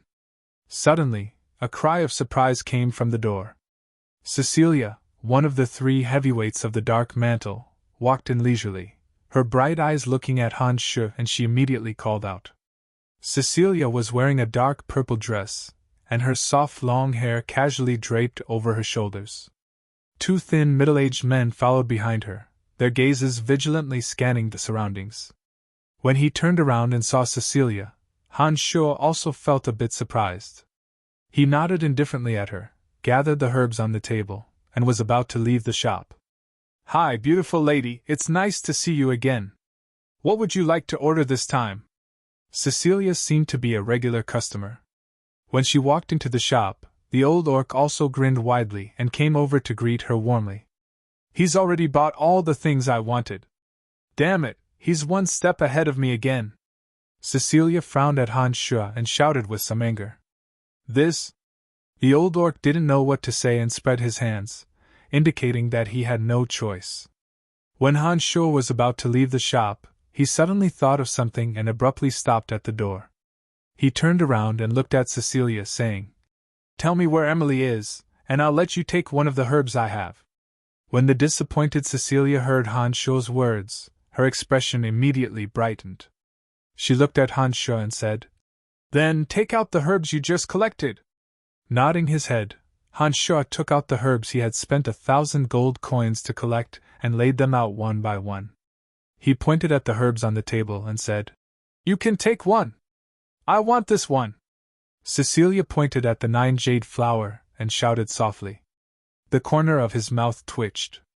Han Shu weighed the pros and cons and suddenly said coldly, "This one won't do, the deal is off." The higher-ups of the dark mantle should know of Emily's whereabouts. Even if he didn't go through Cecilia, Han Shu could still ask Candide for help.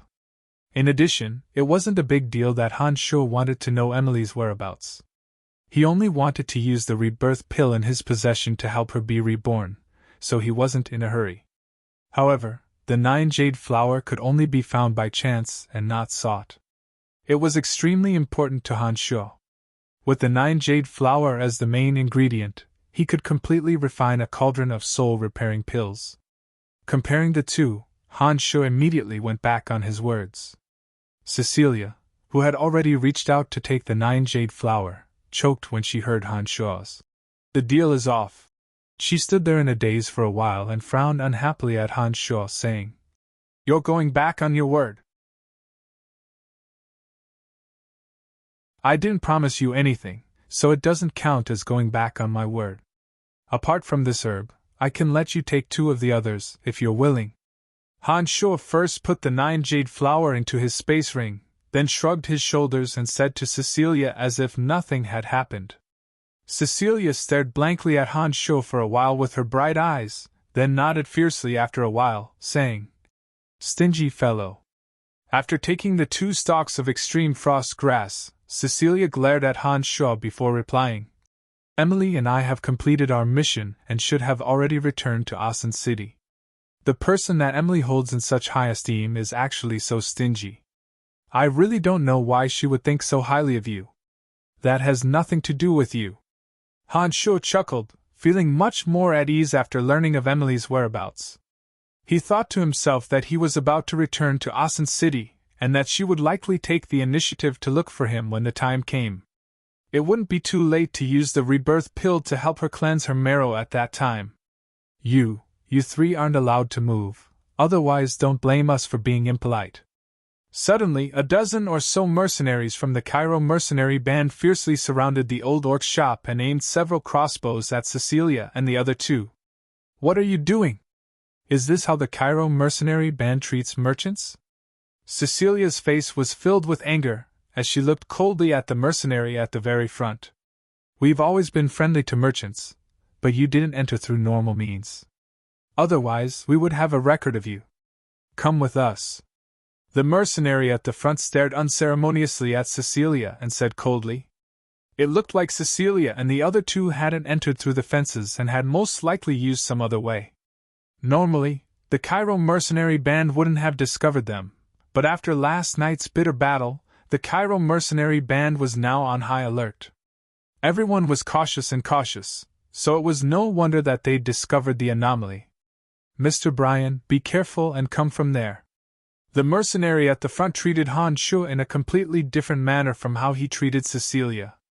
His tone was respectful, sincere, and even a few traces of fawning. "Mr. Bryan, our chief knows that you're in the Valley of Sunshine and said that he'll come see you in a moment. As long as you wait a bit, the chief will immediately come see you after he's finished dealing with Tanai. He'll give you the gold coins that he promised you last night, so please wait a bit." Another mercenary bowed respectfully towards Han Sho and pleaded, "What's going on here?" Cecilia looked at Han Sho suspiciously, thinking that this fellow was only a Dark Mantle envoy of the Dark Mantle. How could the hot-tempered and arrogant Loritan allow someone to treat him in such a friendly manner? She really couldn't figure it out. Loritan was famous for being arrogant and difficult to provoke, yet this fellow could make Loritan treat him so respectfully. Strange, truly strange. "Hey, we're together, you must be mistaken." Cecilia's mind spun and she suddenly walked to Han Sho's side with a smile, patting Han Sho's shoulder, as if they were very close. Han Sho blanked and glanced sideways at Cecilia. He was about to say something with a cold expression when he heard Cecilia say in a low voice, "We have a mission. We're both members of the Dark Mantle, so if you dare to watch us die, I'll definitely complain to that old fellow Candide when I get back." "Heh, you must be mistaken." Cecilia stood shoulder to shoulder with Han Sho and suddenly relaxed. They're my friends. I promise that they won't do anything to harm the interests of your mercenary band. I'll go to my shop later. If your chief comes, I'll let him know." Han Sho smiled faintly and nodded at the mercenaries. He then maliciously hugged Cecilia's waist, making a very ambiguous gesture. Cecilia's slender waist was plump and firm. The thin dress couldn't hide the astonishing elasticity. Han Sho couldn't help but praise inwardly when he hugged her like this. Not only was this woman beautiful, even her figure was so seductive. "So that's how it is." The mercenary suddenly understood and apologized to Cecilia. "I'm sorry, I didn't know about your relationship with Mr. Bryan. I've been impolite. Let's go, there's nothing else here. We'll go to other places and take a look. Don't let go of any suspicious people." The mercenary bowed respectfully to Han Sho and shouted before leaving with the group of people in front of the door.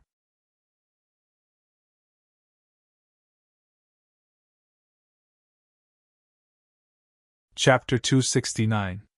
Turning her head, Cecilia glared at Han Sho with her eyes wide open. She said coldly, "Let go of me!" Laughing awkwardly, Han Shuo withdrew his hand and walked away, pretending that nothing had happened. He said carelessly, I meant well. Heh heh, the Valley of Sunshine has been quite chaotic lately, you'd better be careful. Don't worry about me, you despicable fellow, Cecilia said hatefully and rudely. How could such a despicable fellow be valued by Loriton? How strange. Han Shuo didn't pay any more attention to Cecilia and strode off, heading straight for the shop with the place of extreme water. He arrived 10 minutes later. Nothing had changed since they'd left. Apart from a few rooms filled with dust, the formation hadn't changed at all. The rich water chi in the place of extreme water was still the same. It looked like no one had lived here after they'd left. The materials needed to refine the water elite zombie were still a bit lacking and were currently being collected by Phoebe. Han Shuo knew that he wasn't in a hurry, so he casually sat down on a chair in the middle of the yard after walking around and waited for Loriton's arrival.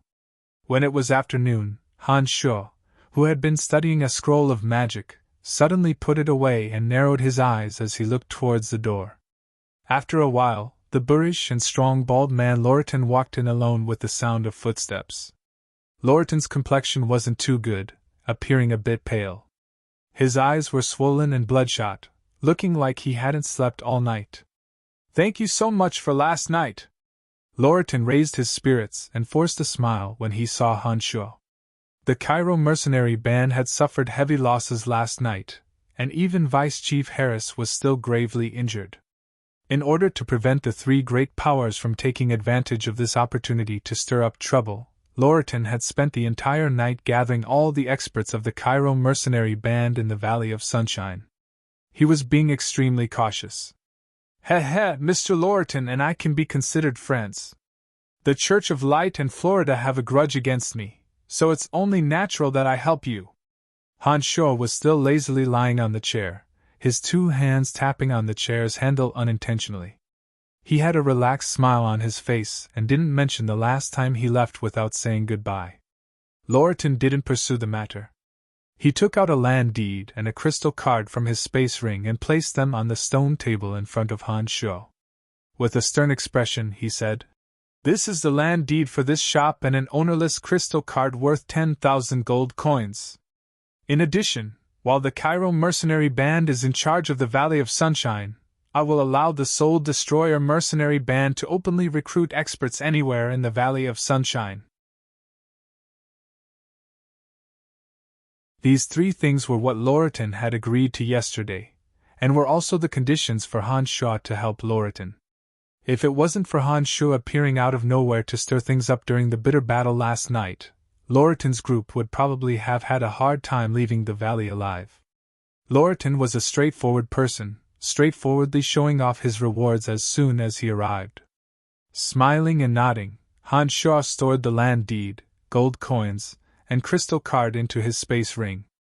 He looked at Loriton and said, Last night, I killed Ferguson and heavily injured Adam Menlo. The grudge between them and I can no longer be resolved. Now that we have a common enemy, I'm afraid there will be many opportunities for us to cooperate in the future. Of course, I admit that I've always underestimated you. Only someone who can kill Ferguson and heavily injure Adam Menlo is qualified to truly cooperate with me, Loriton. As long as the Soul Destroyer mercenary band cooperates with me in this power struggle in the Valley of Sunshine, I guarantee that the Soul Destroyer mercenary band will have great development. Loriton looked at Han Shuo with sparkling eyes, as if he knew the true relationship between Han Shuo and the Soul Destroyer mercenary band. Trunks will discuss this with you. I'm only his friend and have no right to decide on the matters of the Soul Destroyer mercenary band. Han Shuo stared blankly and said indifferently, Heh heh, as far as I know, the relationship between you and the Soul Destroyer mercenary band shouldn't be that simple. Loriton grinned and continued, How about this? I'll use gold coins to hire the Soul Destroyer mercenary band to help me deal with the other powers. What do you think? You can discuss this matter with Trunks, heh heh, Han Shuo said with a lazy smile. He then lightly exhaled and said, Oh right, I just had a friend who may not have entered the Valley of Sunshine through the proper channels. I hope you won't find trouble with her for my sake. No problem. Loriton immediately agreed and didn't ask any further questions. He then thought for a moment and stared deeply at Han Shaw, saying in a low voice, "You killed Ferguson and even used a terrifying corpse resurrection spell. I think that no matter how magnanimous the Church of Light is, they won't let you off. You're on your own now. Since I dared to kill him, I'm not afraid of their revenge. You can rest assured about this. In addition, we'll have the opportunity to cooperate in dealing with Florida. Oh right, I'm afraid that the House of Menlo will also be added to the mix. When the time comes, if I want to make a move, perhaps I'll look for you. Then you'd better act quickly. If you're slow, I'm afraid you won't have the chance." Thick killing intent overflowed from Loriton's bloodshot eyes. After last night's suffocation, it looked like Loriton intended to retaliate. With the strength of the Cairo mercenary band, if Loriton disregarded everything and launched a bloody revenge, it would definitely be extremely tragic. "Then I wish you good luck." Han Shaw didn't say anything else. After saying this, his eyes seemed to be leisurely basking in the sun. Seeing Han Shaw like this, Loriton knew that he no longer had any interest in talking. He nodded tactfully and said, "All right then, I still have matters to attend to. Goodbye. Take care, I won't see you out." Han Shaw replied with his eyes closed. Not long after Loriton left, Han Shaw suddenly opened his eyes and looked at the roof. He said faintly, "Since you've come, why don't you come down?" There was no sign of life, as if Han Shaw was talking to himself. His face darkening, Han Shaw said unhappily, "Lady Cecilia, do you want me to invite you down?"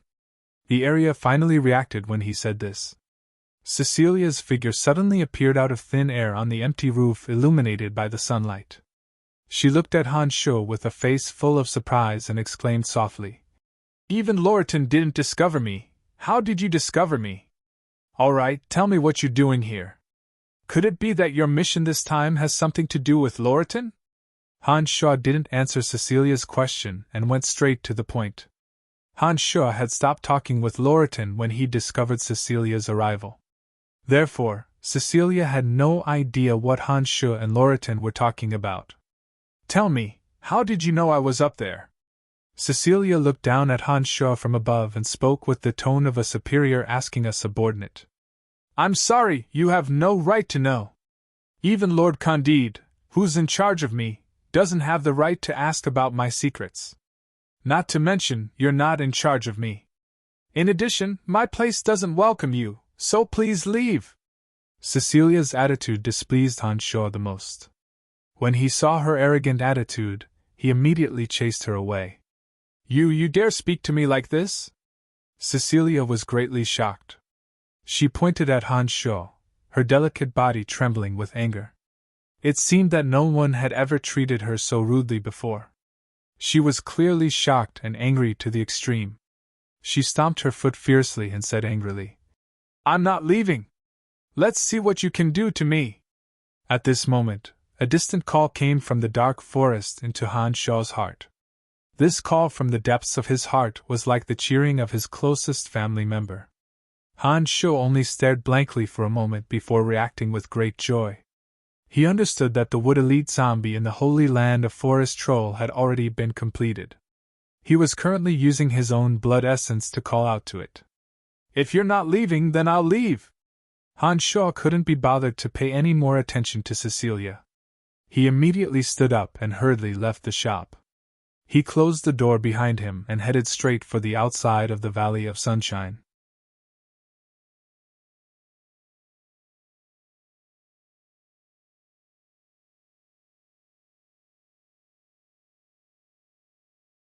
Chapter 270. The Dark Forest, the Holy Land of the Forest Troll. Under the scorching sun, a streak of rainbow light streaked across the sky, like a flying arrow tracing the passage of time. It didn't make any sound as it rapidly fell into the Holy Land of the Forest Troll. After 4 months, the originally lush and luxuriant place of Extreme Wood had undergone earth-shattering changes. All of the towering ancient trees had withered as far as the eye could see. There wasn't a trace of green life in the withered shrubs and weeds on the ground. The originally lush and luxuriant place of extreme wood no longer had a single green leaf. Plants didn't grow on the ground, revealing dry and hard soil. It was a scene of desertification as far as the eye could see. Due to the formation and the existence of the wood elite zombie, the yuan energy of Earth that had originally swirled around the entire area had all gathered towards the wood elite zombie in the center of the formation. The yuan energy of the plants that had absorbed a large amount of yuan energy of wood had flowed into his body under the influence of the wood elite zombie's energy, causing the plants to wither. Landing on the ground, Han Shuo used the Yin demon's vision to see some forest trolls stationed in the distance. They were probably there to protect this holy land. An intimate call came from the roots of the largest withered tree. The wood elite zombie, who had Han Shuo's blood essence in his body, had already sensed Han Shuo's arrival based on the connection between the two. Come out! Han Shuo followed the secret method and shot out rays of black light into the area where the wood elite zombie was hidden. Rumble! The ground trembled, and the withered old tree suddenly exploded. After the tree fragments flew in all directions, the roots revealed a dark cave. Inside was where the old tree's roots were buried. With a whoosh sound, a green shadow leaped out from the dark cave. The wood elite zombie was covered in green armor. This green armor seemed to be formed from tree trunks, sparkling with a faint green light. The wood elite zombie was tall and skinny, looking like a tree branch. His oily green eyes were filled with joy as he stared at Han Shuo. Following the wood elite zombie's appearance, a thick mist of yuan energy of wood followed. The yuan energy that had been tightly bound and absorbed by the wood elite zombie gradually dispersed bit by bit, injecting a fresh breath into the desertified area. Han Shuo understood that following the wood elite zombie's departure, the place of extreme wood would slowly return to normal. The withered plants here could also blossom with vitality again. In less than a year, the place of extreme wood would be able to return to its original lush state. After chanting an incantation, the little skeleton and the Earth Elite zombie appeared at the same time. When the little skeleton saw the wood Elite zombie appear, he immediately walked in front of the wood Elite zombie with his head held high. He hopped on his heels and patted the wood elite zombie's shoulder, as if he was a general inspecting his soldiers.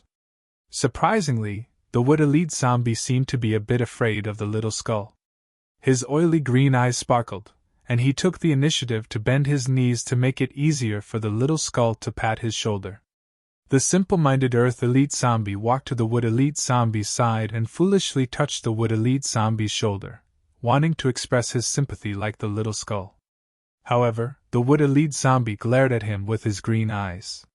The Earth Elite zombie was dumbfounded for a moment, withdrawing his right hand from the wood elite zombie's shoulder and patting his own left shoulder in the end. It was a bit comical. Let's go, let me see what you've mastered. Han Shuo turned his head to look at the wood elite zombie, then started walking outside. After walking for a while, they left the place of extreme wood and arrived at a forest by the river. As soon as he arrived, the green light in the wood elite zombie's green eyes grew unceasingly. The trees around him danced in the wind. The branches of the towering ancient trees were as soft as ribbons, following the green light in the wood elite zombie's eyes like snakes. All the plants around Han Shuo seemed to be under his control, either dancing in the wind or growing rapidly. The wood elite zombie, on the other hand, was like a performance, disappearing as soon as he leaned against a large tree. Han Shuo had long since known that the wood elite zombie could manipulate plants. Then, a thought struck Han Shuo as he thought of the druid Caspian's special ability. He felt that there were many similarities between the two, and couldn't help but feel a bit strange. With the wood elite zombie's existence, Han Shuo's strength would increase again when he entered the dark forest in the future. In the incomparably dense dark forest, the wood elite zombie was like a specter, able to control the plants of the dark forest at will. He could simply lean against a large tree and enter the trunk. If he attacked, no one would be able to catch him. If he retreated, no one would be able to catch him.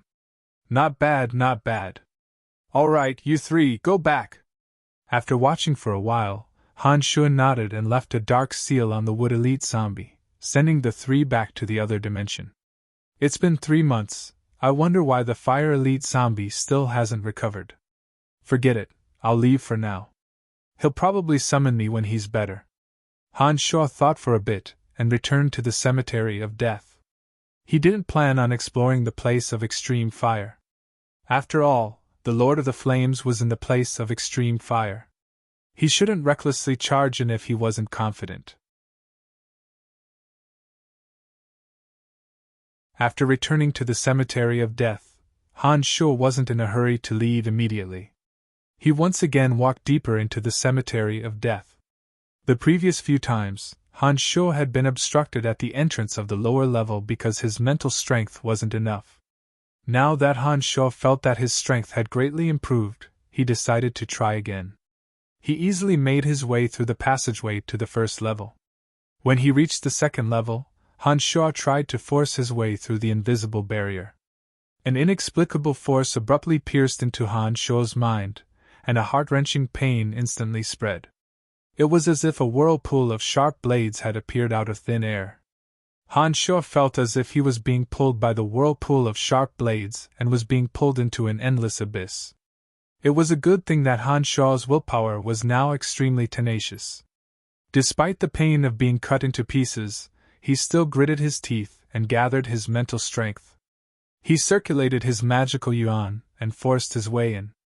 With a crisp crack, Han Sho's entire body fell down. Suddenly, the eye of darkness in Han Sho's hand shot out a glaring green light. Under the illumination of the glaring green light, Han Sho discovered that he had landed in the center of an oval altar. Under the illumination of the glaring green light, the entire altar was suddenly enveloped in a green halo. An enormous and strange force converged towards Han Sho from the corners of the altar.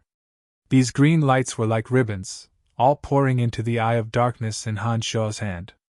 A mysterious force flowed along Han Sho's palm, flooding into Han Sho's mind like a flash flood.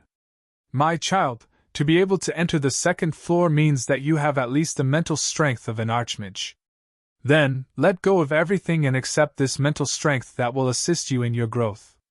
It will allow you to have the mental strength of a grand magus. The dark shadow that Han Sho had seen on the first floor slowly appeared above the altar and spoke calmly. Han Sho was overjoyed. He instantly sat down and opened up his mind, allowing the mysterious force to enter. As soon as this force entered Han Sho's mind, it directly merged with Han Sho's mental strength. It mysteriously blended together, giving Han Sho an extremely comfortable and wonderful feeling. The pain from before had long since disappeared without a trace.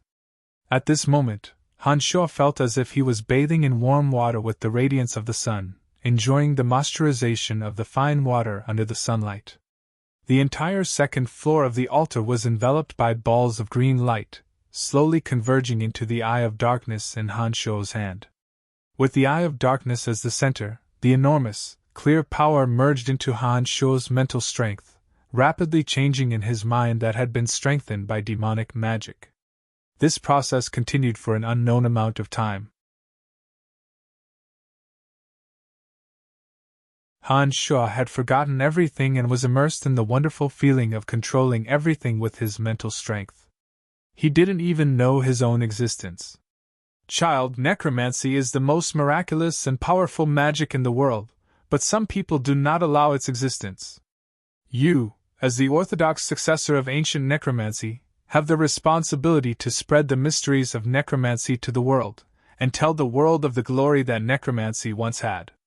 When the canopy of necromancy shrouds the earth, causing the tremors of necromancers to spread to every corner, allowing the evil light of necromancy to spread. This is the heavy responsibility that you should bear. You cannot avoid it, and you cannot refuse it. As the strange power flowed in, the shadow's voice was slowly filled with a bewitching power. As Han Sho's mental strength continued to increase, another force suddenly erupted, attempting to invade Han Sho's soul and cause Han Sho's soul to fall into eternal evil. This force carried the power to forcefully alter one's soul. Once it fused with one's soul, Han Sho would become the most devout believer of evil, forever under the control of some evil god. Arg!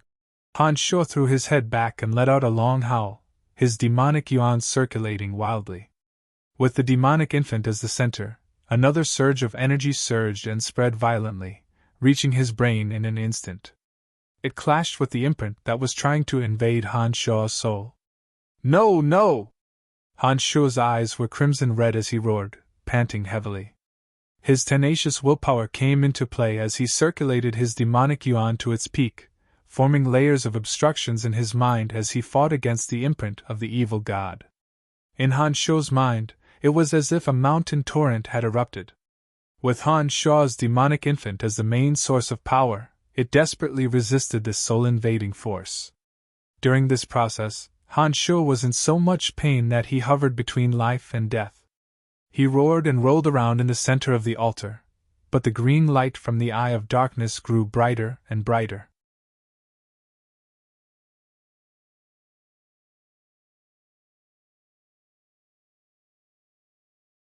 Chapter 271. Roar! On the oval-shaped altar in the second level of the Cemetery of Death, Han Shuo let out a heart-wrenching roar.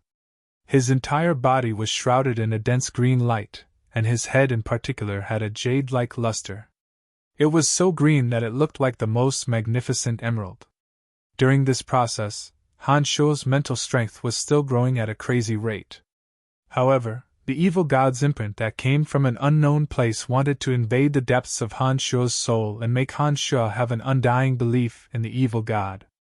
This was a soul imprint, just like the one that Han Shuo had planted on the Little Skull Earth elite zombie. Once the soul imprint was planted, Han Shuo would no longer have a sense of self. This was absolutely not what Han Shuo wanted. Even though his mind felt like it was being sliced by 1,000 knives, Han Shuo still persevered with his eyes wide open. He roared like a madman, trying to relieve the pressure of the pain through this method. However, as the green light on the altar grew brighter, the power of the evil god's imprint grew stronger and stronger. In a trance, the figure of a 3,000-meter-tall giant appeared in Han Shuo's mind. The giant's pitch-black body shrouded the entire horizon. Its green eyes were like two enormous crescent moons, looking down on the weak ant-like beings with a disdainful gaze. An enormous pressure filled the space between heaven and earth, causing Han Shuo to be unable to breathe. That endless aura carried an aura of eternity, like the Milky Way and stars that had existed for hundreds of millions of years. Submit, there will be no pain, and you will obtain eternal life. A spiritual imprint suddenly rushed into Han Shuo's mind, repeatedly tempting Han Shuo. It seemed that as long as he let go of his soul and accepted this imprint, he would no longer feel pain, and would have endless life. No! Han Shuo howled mournfully as he clutched his head with both hands and rolled on the ground. Suddenly, the demon's lair edge hidden within Han Shuo's body abruptly released a terrifying killing intent. The negative emotions of fear, hatred, and destruction converged into a wave of energy and instantly surged into the demon infant's defenses. The demon's lair edge within Han Shuo's body shrunk into a streak of light, carrying with it all the energy in Han Shuo's body, and suddenly bombarded the 3,000-meter-tall giant in his mind. Peepa! The crisp sound of glass shattering rang clearly in Han Shuo's mind. The 3,000-meter-tall giant that had appeared in his trance shattered into specks of starlight and abruptly converged within the demon's lair edge. In just an instant, the heart-wrenching pain receded like a receding tide, and the crazy growth of the mental energy in his brain abruptly stopped. The green light screen above the entire altar also disappeared without a trace. The Eye of Darkness was no longer in Han Shuo's hand. In its place was a skeletal staff with a green handle and 3 skulls at the top. The skeletal staff was 1 meter and 30 centimeters long, and its entire body was made of a beautiful green jade-like material. The 3 skulls didn't look like human skulls, and were respectively yellow, blue, and purple in color. The yellow skull had 3 eye holes, the blue skull had a single horn, and the purple skull was covered with finger-sized holes. Although the 3 skulls had strange shapes, they were only the size of a fist, and each looked more sinister and evil than the last. The 3 skulls perfectly fused with the handle of the staff, facing 3 different directions at the back of the staff's head. Slowly, Han Shuo's panting gradually calmed down, and he actually fainted, collapsing on the ground and not moving. However, when Han Sho fainted, the 3 skulls of different shapes and colors on the skeletal staff in his hand simultaneously shot out 3 rays of yellow, blue, and purple light. The 3 rays of light were like ribbons, landing at the corners of Han Sho's mouth and nostrils. Due to the heart-wrenching pain, Han Sho couldn't endure the blood flowing out of the corners of his mouth and nostrils. The wisps of boiling blood were guided by the power of the 3 rays of light, dripping into the 3 skulls of different colors. As Han Sho's blood flowed into the 3 skulls grew brighter and brighter. Finally, the blood from Han Sho's nostrils and mouth was absorbed by the 3 skulls. The radiant light from the skeletal staff slowly dissipated, and the skeletal staff also returned to normal. After an unknown amount of time, Han Sho slowly regained consciousness. His entire body was sore and powerless, and his meridians and bones seemed to have been shattered. There wasn't a single part of his body that didn't hurt. On the contrary, his brain, which had experienced the pain of the explosion, felt very comfortable and clear. When Han Sho lowered his head, he saw the skeletal staff. Han Sho was shocked, his eyes filled with confusion. He had no idea where the skeletal staff had come from. Where's the Eye of Darkness? In the next moment, Han Sho discovered that the Eye of Darkness that had been in his hand had disappeared, causing him to turn pale with fright.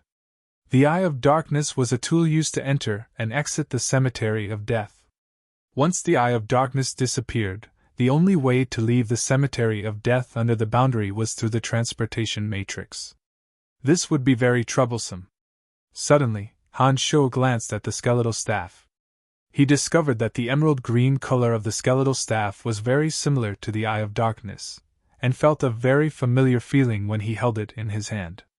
With a thought, Han Sho tried to use the skeletal staff in the same way he had used the Eye of Darkness. A green halo then shot out from the handle of the skeletal staff. Han Sho immediately understood what was going on when he saw that familiar halo. After staring at the skeletal staff for a while, Han Sho became more and more amazed the more he looked at it. However, when he recalled the incident of the evil god invading his soul, Han Sho first stored the skeletal staff into his space ring with lingering fear. He didn't dare to test the effects of the skeletal staff when his magical yuan was exhausted and his body was extremely weak. Closing his eyes, Han Sho carefully recalled everything that had happened before he fainted. He couldn't help but rejoice, thinking that this cemetery of death was indeed not simple. When the evil god's imprint invaded his soul, the image of the giant that had appeared was something that Han Sho had never dared to imagine. Han Sho was certain that the image of the giant was the appearance of the evil god. Han Sho completely understood what the evil god's imprint wanted to do to him. This caused Han Sho, who had finally escaped from the cleansing of his soul, to be more cautious of this cemetery of death. In the next moment, Han Sho suddenly recalled the words of the shadow, "Let go of everything and accept this mental strength that will help you grow. It will let you possess the mental strength to become a grand magus." The ecstatic Han Sho immediately released an ordinary skeletal summoning spell. 8 ordinary skeletal warriors immediately appeared above the altar. Feeling the smoothness and vastness of his mental strength, Han Sho was overjoyed and immediately understood that his mental strength had received an astonishing increase. The same necromancy magic would have different effects depending on the strength of the mental strength. Generally speaking, the same magic could be divided into 5 levels according to the strength of the mental strength. Take the simplest skeletal summoning spell as an example. A magic apprentice that had just entered the Hall of Magic would have an extremely weak mental strength and could only summon 1 skeletal warrior when releasing the skeletal summoning spell. However, when a journeyman mage used it, due to the great increase in their mental strength, they would be able to release the 2nd level skeletal summoning spell and summon 2 skeletal warriors at once. This time, Han Sho was able to summon 8 skeletal warriors at once. This meant that Han Sho's skeletal summoning spell had already reached the 4th level. This was sufficient proof that Han Sho's mental strength had received an astonishing increase. According to the understanding of necromancy magic books, Han Shuo understood that only a Grand Magus' mental strength could reach the 4th level of the skeletal summoning spell. It's true, it's actually true. My mental strength has reached the level of a Grand Magus in an instant. Although this cemetery of death is strange, there are truly some miraculous places. Han Shuo was wild with joy. Although his body was still very weak, he still couldn't help but laugh loudly. Struggling to sit up, Han Shuo's eyes sparkled as he looked around. He discovered that apart from the oval-shaped altar in the center, the space of the 2nd floor was half the size of the 1st floor. The surroundings were completely empty, and there were no other special items. There were also no secret rooms to store any items. The altar beneath Han Shuo was the center of the entire 2nd floor. A mysterious magic matrix had been set up. This magic matrix alone occupied the entire 2nd floor. Apart from this, there were no other items. It seemed that this 2nd floor was for the purpose of cleansing the soul and instilling that powerful mental strength. After resting for a while, Han Shuo walked out of the 2nd floor of the cemetery of death. He sat cross-legged in front of the magic matrix in the center, and slowly gathered his depleted magical yuan, slowly recovering his lost strength. After around 5 days, Han Shuo let out a long sigh of relief. He murmured in high spirits, "The invasion of this evil god's soul is quite useful. Not only did it allow my mental strength to break through to the level of a Grand Magus, but even my demonic arts have greatly improved." Han Shuo wasn't in a hurry to leave. He stayed in the cemetery of death and immersed himself in the study of necromancy magic. Although he had the mental strength of a Grand Magus, some necromancy magic still needed to be practiced one by one. Fortunately, Han Shuo had absorbed the memories of Archmage Clarendon last time. When he truly began to learn Archmage-level magic, Han Shuo's memories played a great role. Neglecting sleep and food, Han Shuo practiced necromancy magic in the cemetery of death as if he was possessed. He repeatedly released every Archmage-level necromancy magic and only stopped when his mental strength was completely exhausted every day. Every time he meditated, his mental strength would increase by a small margin. After 10 days, Han Shuo had skillfully used several of the necromancy magic that Claude had mastered. However, there were 2 new necromancy magic recorded in the necromancy magic that he had obtained from the cemetery of death. Han Shuo understood that it would be difficult to master them in a short period of time. Therefore, he didn't waste any more time and left the cemetery of death through the transportation matrix.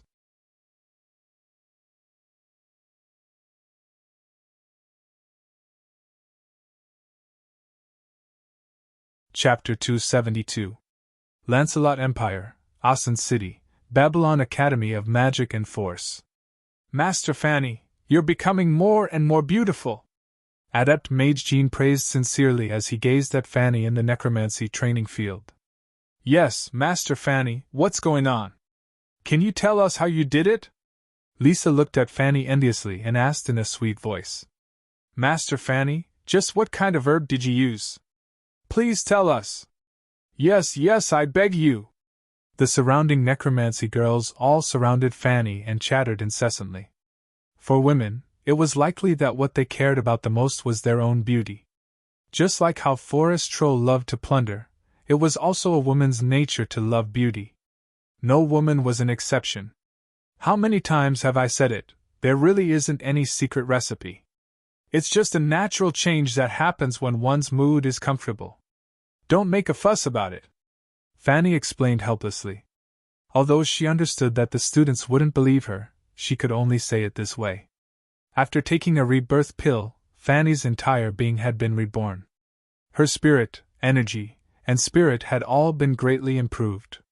When she meditated, her mental strength progressed twice as fast as usual. Her mind also seemed to suddenly become clear, and magical knowledge that had previously felt difficult to understand no longer seemed so frightening. Fanny's skin became as smooth as a newborn baby's, filled with a faint white luster.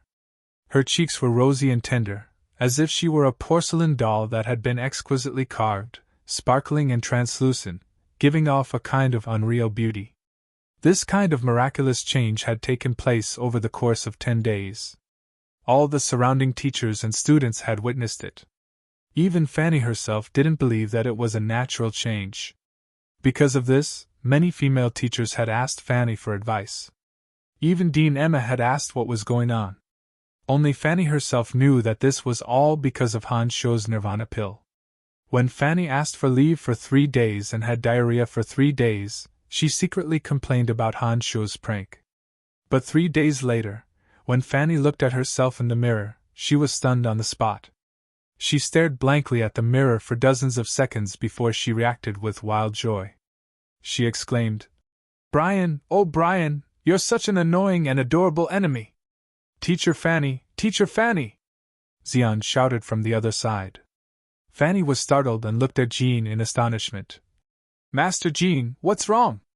Class is over. I've noticed that Teacher Fanny likes to be absent-minded recently.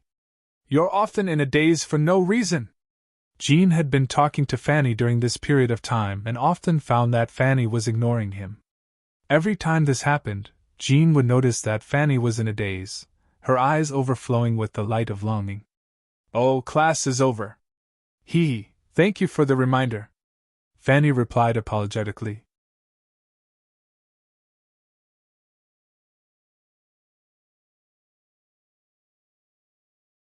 "Master Jean, it's immoral to peek at someone else being intimate." Han Shuo was still relatively calm and didn't let go of Fanny as he slowly turned to look at Jean with displeasure. I didn't do it on purpose. It's just that Lisa's knowledge of magic isn't clear and I don't quite understand it either. That's why we came together to find Master Fanny to clear my doubts. I really accidentally saw it." Jean's face was exceedingly ugly, but he still stammered out an explanation under Han Shuo's displeased gaze. Because of the effects of the rebirth pill, Fanny's understanding of some difficult magic had already far surpassed Jean's. Due to the great changes in her family, Lisa was suddenly eager to learn and always seized every opportunity to learn magic. The two of them had been about to ask Fanny about a magic topic when they heard panting and came over to take a look. They hadn't thought that they would see such a scene that they shouldn't have. Who would have thought that you'd really be together with Master Fanny? Master Fanny, Brian, I hate you!" Lisa said angrily and turned to run away sobbing. "Master Fanny, I wish you all the best." Jean was older after all and could still hold on. He said these words in a low, pained voice and also turned to leave, his back a bit forlorn. "Brian, go talk to Lisa. I know she's interested in you, but I'm afraid she can't take the blow." Fanny sighed lightly when she saw the situation unfold, and said to Han Shuo. Shaking his head, Han Shuo said lowly, "Forget it, it's not appropriate for us to find her at this time. Give her some time, she's much stronger than you think. Let's go, I'll give you your credentials to prove that you've successfully graduated as an adept mage from the Babylon Academy of Magic and Force." Fanny thought for a moment, and didn't say much. She allowed Han Shuo to carry her to her lab and handed a notebook with a magical imprint to Han Shuo. "Keep an eye on Lisa for the next 2 days, I think she'll be able to come around." After experiencing such a matter, Han Shuo temporarily didn't have the mood to be intimate with Fanny. He put away the notebook and said to Fanny, "Brian, you're leaving again?" Fanny started and suddenly hugged Han Shuo tightly. She lifted her head to look at Han Shuo and said unwillingly, "I've already officially graduated from the Babylon Academy of Magic and Force. Now that something like this has happened, I don't think I can appear in the academy for the time being in order to not make Lisa even more upset." Han Shuo also wanted to spend a bit more time with Fanny, but could only helplessly give up after thinking for a moment. "Then, where should I go if I want to find you? I don't want you to disappear for a few months without any news of you." Fanny frowned and hugged Han Shuo tightly, not letting him move. It seemed that she was insisting on Han Shuo giving her an answer. After thinking for a moment, Han Shuo said with a headache, "It looks like I really need to find a mansion in the Empire. How about this? I'll give you my address in 7 days at most. I promise I won't disappear for too long this time." "All right." Oh, that's right, my father might come to Asen City in the near future. I want you to meet him at that time. Fanny nodded. Her cheeks flushed red as she lowered her head and said softly. Han Shaw stared blankly, thinking that his relationship with Phoebe and Emily was still there. If Fanny or her father found out, something big might happen. However, Han Shaw couldn't refuse at this time. He braced himself and said, "All right, I'll meet him at that time. Forget it, things will eventually sort themselves out. I can only take one step at a time." Han Shaw thought inwardly and said, "All right, I'll be leaving first. That's right, thank you for the pill. That pill was too miraculous. Do you have any more? I want to eat a few more." Before Han Shaw left, Fanny's eyes suddenly lit up as she said excitedly, This kind of pill is too precious. I only got one, just one is enough. There's no benefit in eating more." Han Shaw was sweating profusely. He was afraid that Fanny wouldn't listen to his advice and hurriedly left.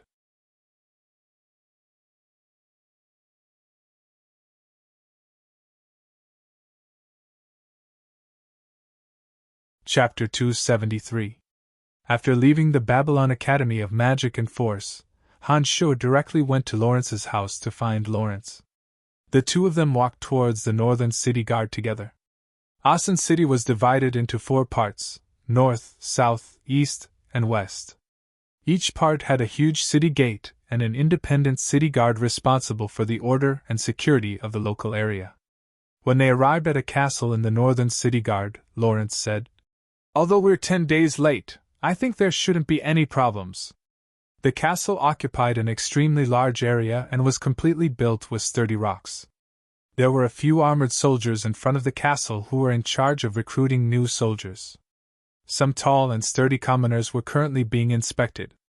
When Lawrence brought Han Shaw over, Lawrence proudly said, "He's an adept mage who just graduated from the Babylon Academy of Magic and Force. This time, he plans to join your magic army." A lackadaisical officer was lazily lying on a chair with his legs crossed, casually eating a plate of fruit. When he heard Lawrence's voice, he hurriedly stood up and smiled flatteringly at Lawrence. "Greetings, young Master Lawrence." Lawrence nodded and pointed at Han Shaw, saying, "He's my friend. He plans to join the Northern City Guard's magic army. We'll follow the proper procedures.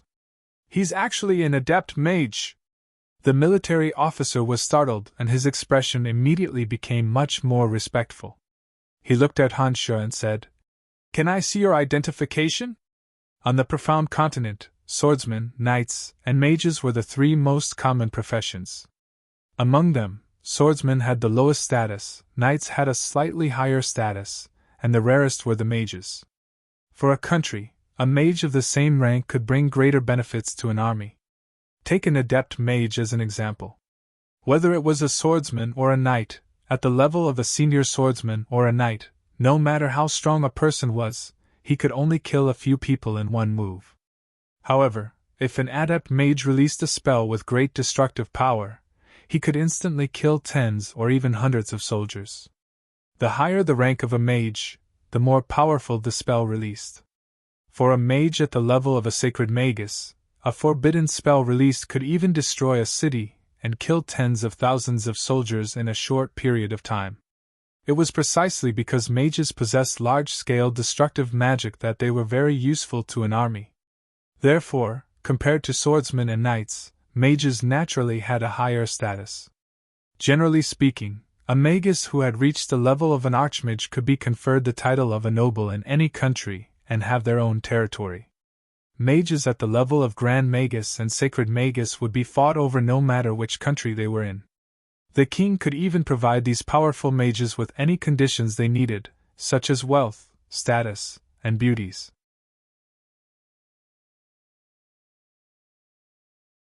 They could choose whatever they wanted. When he heard that Han Shaw was an adept mage who had graduated from the Babylon Academy of Magic and Force, the officer's attitude immediately changed. For so many years, the Babylon Academy of Magic and Force had been the most outstanding academy in the Lancelot Empire. It had produced far too many talents for the Empire. Many of the strongest people in various fields had graduated from the Babylon Academy of Magic and Force. Of course! Han Sho took out the evidence that Fanny had given him from his space ring and handed it to the officer. When he noticed the space ring that Han Sho was wearing, the officer was slightly startled. An adept mage who possessed a space ring was certainly not an ordinary person. Therefore, the officer was even more respectful. He took Han Sho's document and gave it to Han Sho with both hands, saying sincerely, "No problem, our Northern Guard welcomes you to join us. You will become a member of the Northern Guard's magic department. Please follow me, I will help you with the documents." "I'll go with you." Lawrence smiled faintly at Han Sho and followed Han Sho into the castle. The officer seemed to recognize Lawrence and didn't stop him from following. The three demons circled around the castle in advance. Han Sho discovered that the castle was divided into several parts. The rooms at the bottom were for ordinary soldiers, which could probably house close to 1,000 soldiers. The second floor was for ordinary officers, while the third floor was for high-ranking generals and the members of the magic department. Han Sho noticed that there seemed to be a storehouse for weapons and rations underground.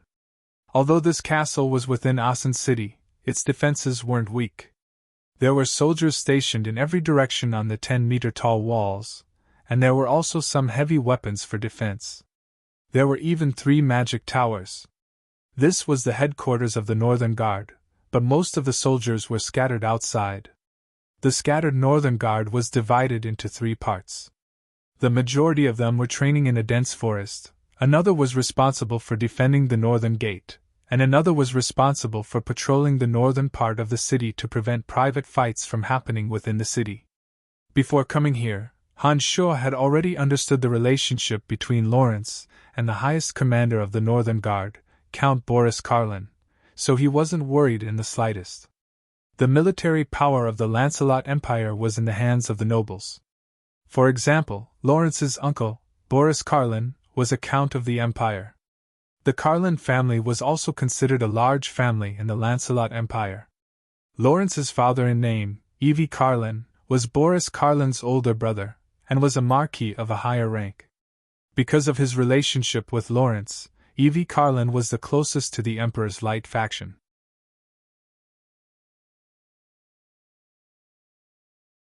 On one hand, it was because of his relationship with Evie, and on the other hand, it was because Boris Karlin truly possessed extraordinary military talent that he was able to sit in the highest position of the Northern Guard.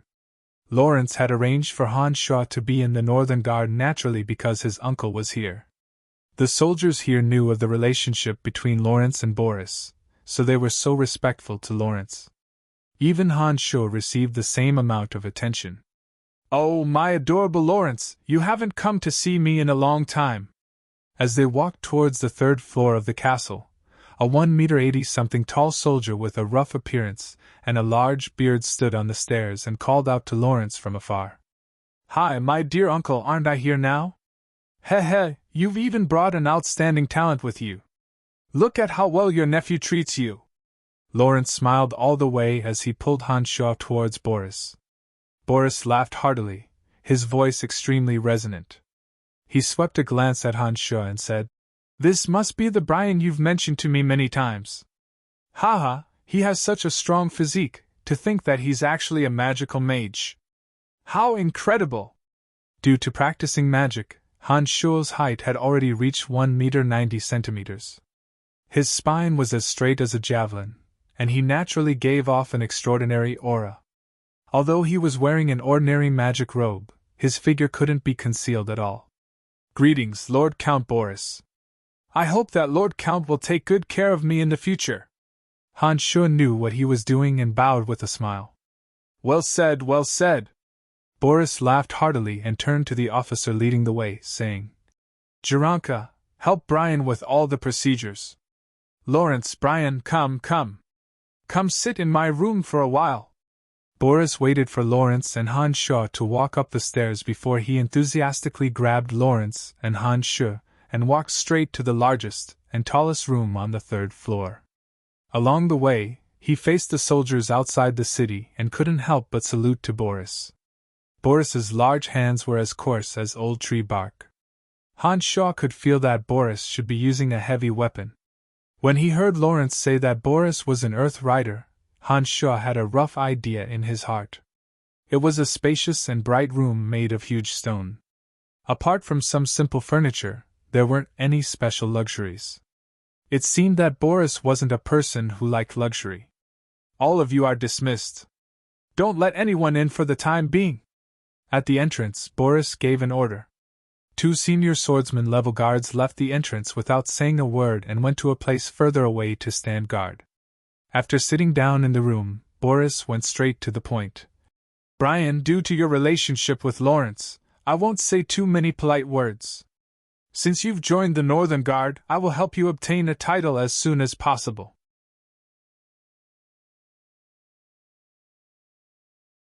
Lawrence said that you have boundless potential and will become a good assistant.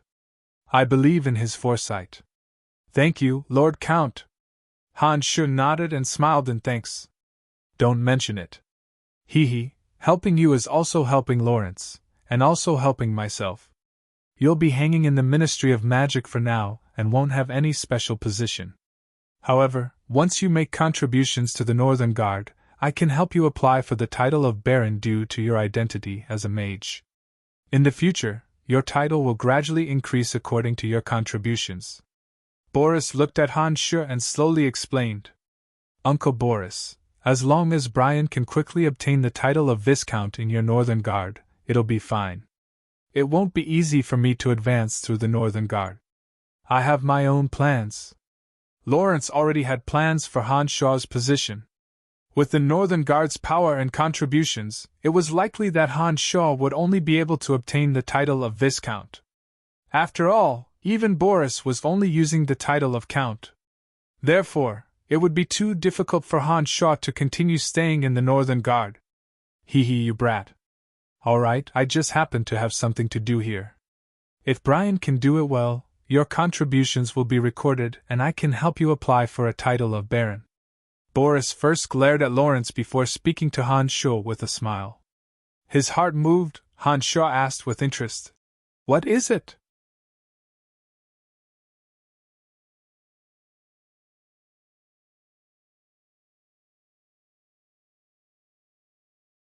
Chapter 274. The Imperial Munitions Factory has recently developed a new type of war chariot that can continuously fire bolts 1,000 meters away. This secret factory is located in the wilderness to the north of the city. It was originally under the protection of our Northern Guard, but on a night half a month ago, a group of assassins suddenly sneaked in and killed the guards of the Northern Guard as well as a dozen or so manufacturers. They also stole the manufacturing blueprints for the war chariot. When His Majesty heard of this, he flew into a rage and gave me a deadline of 1 month to capture these people at all costs and retrieve the manufacturing blueprints for the war chariot. I've been worrying about this matter. If you can be of use in this matter, I guarantee that you will receive the title of Baron." Boris seemed to be extremely worried when he mentioned this matter. His hearty laughter had long since disappeared. "Yes, I'm also thinking of a way to deal with this matter. If I can't capture those people within a month and retrieve the manufacturing blueprints for the war chariot, it may affect my uncle's career." Lawrence sighed lightly. He was also a bit worried. To Lawrence, Boris was someone he could rely on. Whether or not he could distinguish himself in the struggle for the throne mainly depended on the strength of those who supported him. Among them, First Prince Charles currently held the most power and also had the most supporters. Lawrence was the weakest because of his identity as an illegitimate child. If even his relatives lost their power, it would definitely affect Lawrence's future position. After thinking for a while with his brows furrowed, Hans Shaw opened his mouth and said, "It's been half a month. Could those people have already left the Imperial capital? If they have left the Imperial capital, trying to capture them would be like searching for a needle in a haystack. That shouldn't be the case." I reported this matter to His Majesty at the first instant. Lord Candide, one of the 3 heavyweights of the Dark Mantle, is also paying attention to this matter. The 4 city gates are strictly guarded both openly and secretly, not letting a single suspicious person leave. The culprit shouldn't have been able to leave Asen City yet.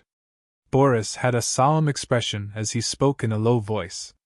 So it's like this. Then did Lord Candide tell you who was responsible for this matter? Some of the high-ranking officials of the Empire were well aware of the existence of the Dark Mantle. Among them, Candide was the most mysterious and the most difficult to contact. Han Shuo understood the rules of the Dark Mantle. For such a major incident to occur, it must have been done by an enemy nation. It was impossible for the Dark Mantle to not send someone to deal with it. That was why he asked? Boris shook his head with a wry smile. I only know of Lord Candide's name, but I have never had the opportunity to meet him.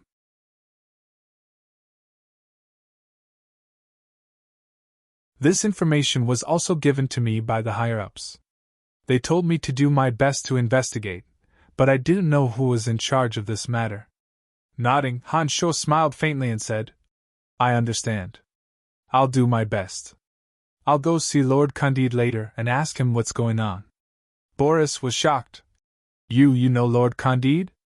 I forgot to tell you, Brian's other identity is in Dark Mantle. Lawrence explained to Boris and then said in a similarly shocked tone, Brian, I only know that you're in the Dark Mantle. But don't tell me that you can directly meet that old monster Candide? I'm directly responsible to him. Han Shuo nodded with a smile. Lawrence's face was filled with ecstasy when he heard this. His gaze towards Han Shuo was full of excitement. I didn't think that you'd be doing so well in the Dark Mantle, directly listening to that old monster's orders. It looks like my choice was right. That's great. Boris was also overjoyed. He looked gratefully at Lawrence and said to Han Shuo, Ben, I'll leave this matter to you. As long as you can accomplish this, I'll take care of your Baron title with your Adept Mage qualifications. I'll do my best. Han Shuo didn't dare make any promises. After all, he didn't know the specifics of this matter. Although the Dark Mantle's network was incomparably vast, it wasn't omnipotent. All right, Uncle Boris, Brian is just a nominal member of your magic department anyway. You don't need to arrange anything else for him. He won't come to the Northern Guard if there's nothing important. We'll be leaving first. Lawrence stood up and didn't beat around the bush with this uncle, getting straight to the point. Don't worry, I know what to do. Helping him is helping you, and also helping myself. I know what I'm doing. After learning of Han Shuo's identity in the Dark Mantle, Boris naturally wouldn't keep Han Shuo in the army to do miscellaneous things. He also understood that Han Shuo had come purely to accumulate military merits and would only use the Northern Guard as a springboard for promotion. He definitely wouldn't stay in the Northern Guard for long. After leaving the Northern Guard with Lawrence asked Han Shuo, Are you confident in this matter? This matter concerns my uncle's future. I'll leave it to you. I'll try my best. After all, I don't know the specifics yet. Han Shuo replied. Just as he was about to board Lawrence's carriage, he suddenly frowned and said, Lawrence, be careful on the road. Suddenly startled, Lawrence asked in a low voice without batting an eyelid. You mean, someone wants to kill me? You board the carriage first. I won't leave with you, but I'll protect you in secret. Han Shuo nodded, indicating that Lawrence shouldn't act rashly and alert the enemy. All right, then I'll be leaving first, Lawrence said loudly. With a smile on his face, he walked straight to the carriage as if nothing had happened.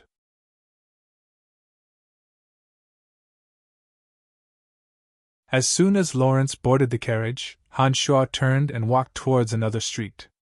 After walking a few dozen meters, he arrived next to another carriage parked at the corner of the street and said in a low voice, Chester, why are you here? Chester, who was dressed as a coachman, turned his head when he heard the familiar voice. He suddenly exclaimed in surprise, Brian, why are you here? Suddenly, the carriage was lifted by a pair of slender hands. The charming Emily suddenly covered her mouth and exclaimed in joy, Scoundrel, what are you doing here? It had been a long time since they'd last met, but Emily was still as beautiful as ever. Her long hair was coiled up high, and she wore a long purple dress. She appeared so graceful and luxurious, and there was even a hint of inviolable holiness in her eyes. She was completely different from the flirtatious temperament she'd had when she first met Han Shuo. I went to the Northern Guard to handle some matters. I just saw Chester looking around, so I came to take a look. What are you two doing here? Han Shuo frowned and hurriedly asked. The Northern Guard lost a blueprint for the war chariot. I'm in charge of this mission, so I sent someone to understand the situation. Emily's relationship with Han Shuo allowed her to speak of the mission that should be kept secret without any misgivings. Overjoyed, Han Shuo said. So it's like a fairy.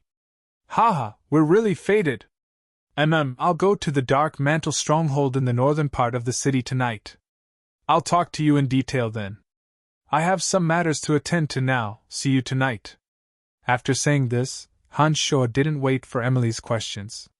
He nodded at Chester and quickly disappeared into the night. Lord Brian is becoming more and more mysterious. I heard that he's made a great contribution again, and the Dark Mantle is spreading his deeds. Chester couldn't help but say in admiration when he saw Han Shuo disappear in the blink of an eye. He only knows how to act mysterious. Why isn't that guy back yet? Let's quickly finish up our business and return to the northern stronghold as soon as possible. Emily couldn't wait any longer when she saw Han Shuo appear. She inwardly complained about her subordinates who'd gone to the Northern Guard to ask for information. Asterisk. Be careful, it's not safe on the way back. Sitting in the carriage, Lawrence lifted the curtains and spoke softly to Earth Rider Kino beside him. Don't worry, we'll definitely protect young Master Lawrence. Kino rode on a warhorse, his silver armor glistening as he held a shining silver spear in his hand. In short, be careful. Lawrence was still relatively calm, but he still repeatedly exhorted.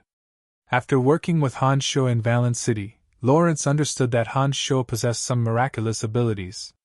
He firmly believed in Han Shuo's warnings.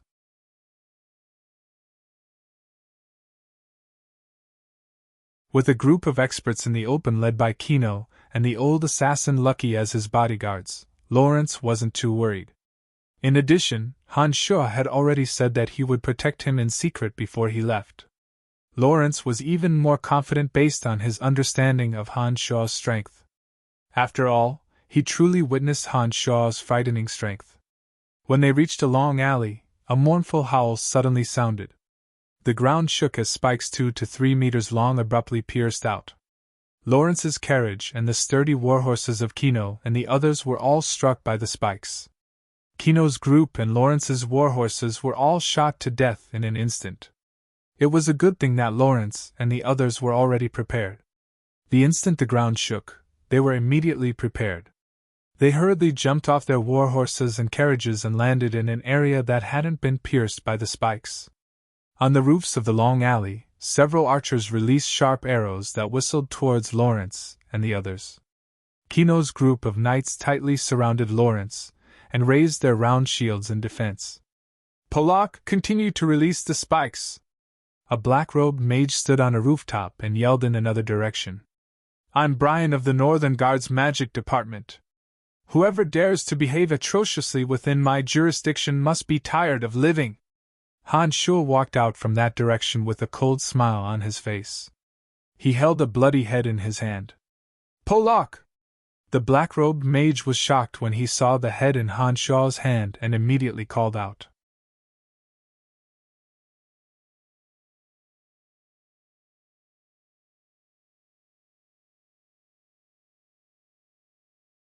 Chapter 275. There were a total of 10 assassins this time, 3 mages, 4 archers, and 3 swordsmen. Of the 3 swordsmen, 1 had the strength of a sword master, and the other 2 were senior swordsmen. Apart from the Earth Adept mage that had been killed by Han Shuo, there was also a Space Adept mage, as well as the black-cloaked Dark Archmage. The black-cloaked mage felt a sudden chill in his heart when he saw Han Shuo appear with Pollock's head in his hand. Pollock had been right next to him, but he hadn't seen anything before being killed. This meant that the assassin's strength was definitely extraordinary. Kill this person first! The black-cloaked mage shouted loudly and was about to chant a spell. Suddenly, the large tree next to the black-cloaked mage started to sway strangely. The branches turned into sharp arrows and shot towards him like a peacock spreading its tail. He didn't have time to react before the dozens of branches pierced him like a hedgehog, blood flowing all over his body. The black-cloaked mage's eyes were still wide open even at the moment of his death, as he looked at the tree that had suddenly turned into a murder weapon. He couldn't understand how an ordinary tree could become a murder weapon that could kill without batting an eye. The two senior swordsmen, dressed in black, jumped down from the roof, intending to kill Han Shuo first. The funny thing was that 3 cracks had appeared on the ground where they'd landed. The 3 who'd been about to charge towards Han Shuo were like flies that had walked into a trap. They screamed as they were swallowed by the 3 cracks. The few remaining people were extremely anxious as they watched the strange changes unfold. The assassin with the strength of a sword master said in a low voice, "Retreat!" The 4 archers and the space adept mage felt as if they'd been granted amnesty when they heard the swordmaster's words. They hastily turned around to flee. "You want to leave? Heh, today is my first day on the job. I'm going to use you guys to make a contribution." Han Shuo followed them unhurriedly and said with a smile. The swordsman jumped up and stepped on a small tree next to him. Unexpectedly, the small tree suddenly came to life. A few branches wrapped around the swordsman's ankle like snakes. More branches, like the tentacles of an octopus, slowly flew up and constricted the lower half of the swordsman's body. The swordmaster's face was full of fear as he brandished the long sword in his hand, intending to chop off the soft tree trunk. However, at this moment, the old assassin Lucky, who had been hiding in the dark, approached like a ghost, already aiming at the struggling swordmaster. Han Shuo was about to attack, but when he saw Lucky go over, he knew that the swordsman wouldn't be able to escape death. He immediately turned his attention to the 4 archers and the space adept mage. "Brian, leave one alive!" Lawrence was overjoyed.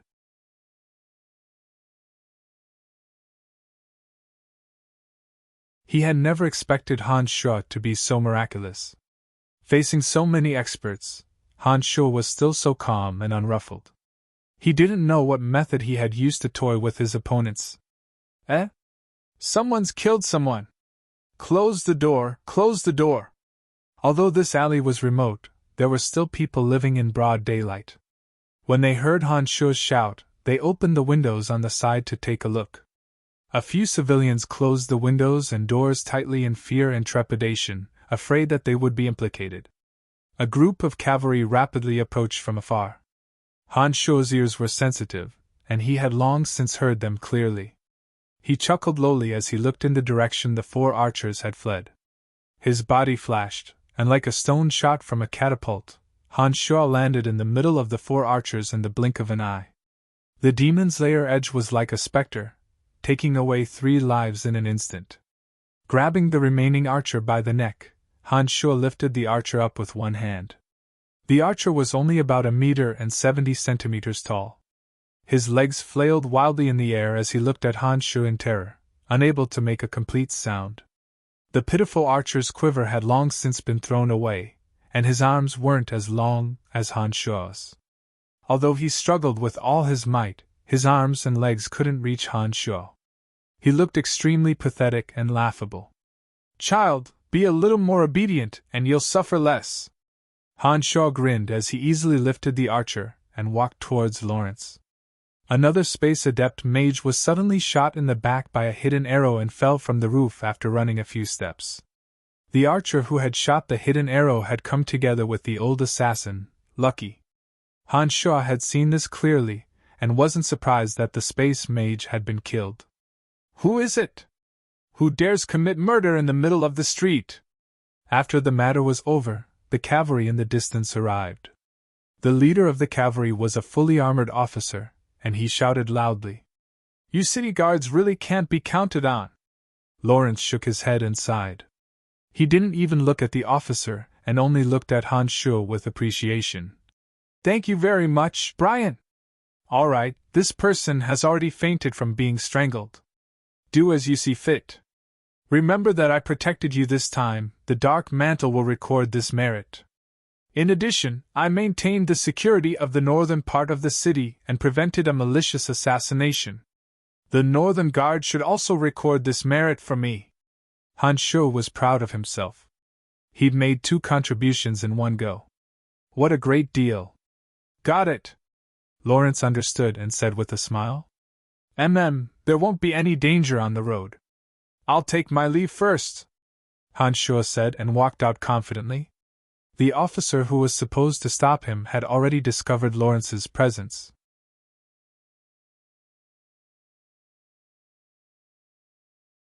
He didn't dare say anything when he saw Lawrence and Han Shuo chatting intimately, allowing Han Shuo to leave calmly.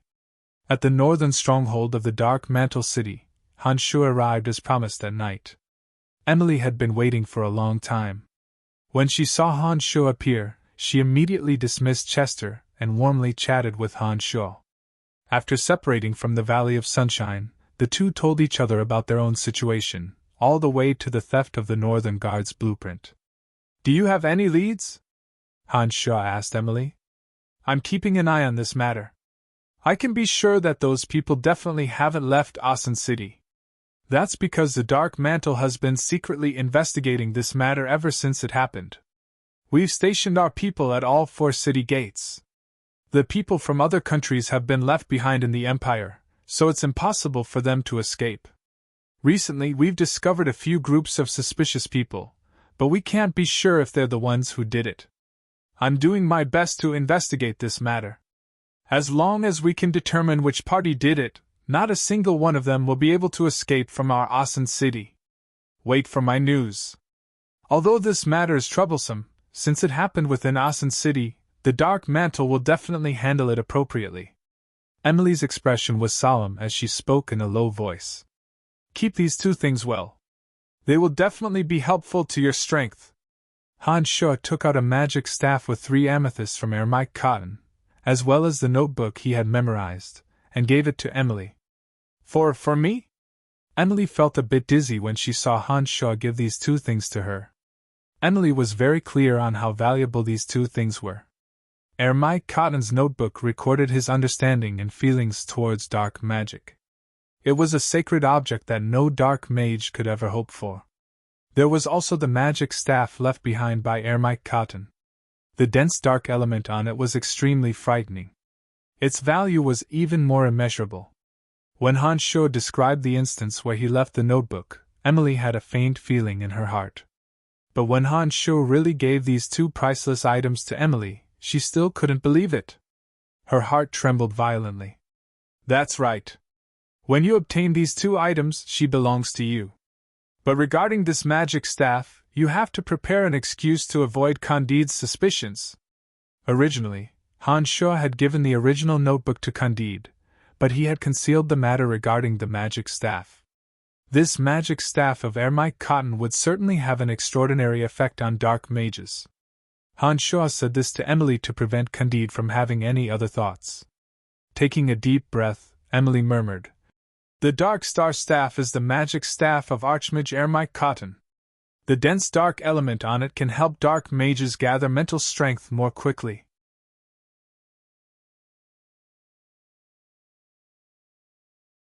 Whether it is training or casting speed, this staff can increase by 5 times. For dark mages, this magic staff is a divine artifact. There is also Ermite Cotton's understanding of dark magic. If I can completely comprehend it, my dark magic will definitely advance by leaps and bounds and reach an even higher level. These 2 items are simply priceless treasures for dark mages. Don't be so emotional, I know their value. They belong to you now. Han Shuo saw that Emily was ecstatic and hugged Emily's slender waist. Eat this pill, it can make you everlasting youth and allow you to better study dark magic. When Emily heard the words, everlasting youth, she was so excited that her heart almost stopped beating. Today, a series of good things had fallen onto her head, especially these astronomical items that were all given out by Han Shuo. This was the first time in her life that Emily was so excited. This was enough to prove her position in Han Shuo's heart. Everlasting youth, everlasting youth. The only thing Emily cared about was her age. She was a bit older than Han Shuo, and this had always been a knot in her heart. Now that there was an everlasting youth medicine, she was willing to pay any price. She muttered to herself in a daze. "Eat it, I'll help you dissolve the medicine," Han Sho said in a low voice. He held on to Emily's slender hand and placed the rebirth pill into Emily's mouth. Without any hesitation, Emily swallowed the rebirth pill with a brilliant light in her eyes. Then, with Han Sho's help, the bones in her body crackled as the rebirth pill slowly changed Emily's constitution. Just like Fanny, Phoebe, and the others, when Emily had the urge to go to the toilet, Han Sho explained the side effects of the rebirth pill to her, and only then did he feel reassured and leave. At the Buzz Merchant Guild, Han Sho walked in unhindered. In a remote training field in the Merchant Guild, Phoebe was wearing a pure white warrior's outfit.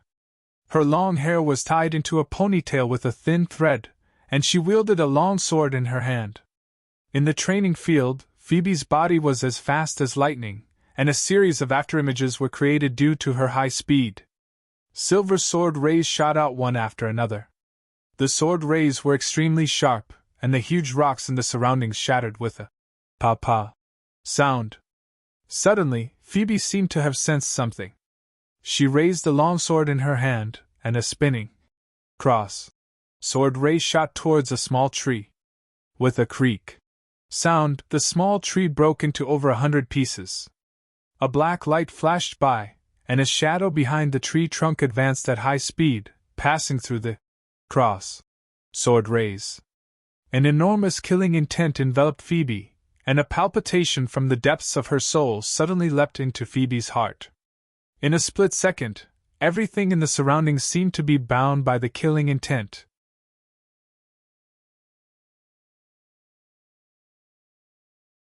Phoebe suddenly felt her body stiffen, and she couldn't move at all. A deep fear arose in her heart. However, after the killing intent surged over, just as it was about to rush towards Phoebe's delicate body, it suddenly dispersed from the two sides of her chest. She actually didn't receive the slightest injury. When she felt her body relax and the killing intent was gone, a smiling Han Sho appeared in front of her. "Congratulations, you actually reached the Great Sword Master realm. For you to reach the Great Sword Master realm so quickly at such a young age, it is really very rare." Han Sho looked at Phoebe with a smile, and congratulated her. Like a swallow returning to its nest, Phoebe happily threw herself into Han Sho's embrace. A delicate fragrance mixed with the faint smell of sweat instantly filled Han Sho's mouth and nose. After Phoebe tightly hugged Han Sho, she happily said, "Thanks to your Dan, otherwise I wouldn't have been able to break through so quickly. Look, what's the difference between me and before?" Just like Fanny, Phoebe had been reborn through the rebirth pill. Her skin was so tender and delicate that it would break at the slightest touch. Her beautiful face was so soul-stirring. "You've become a lot more beautiful," Han Sho sincerely said. "Oh, I'm sweaty, I want to take a bath first." Phoebe lightly pushed Han Sho away, and shyly walked towards her room. Halfway there, she suddenly stopped, and her voice couldn't be any lighter. "Come with me!"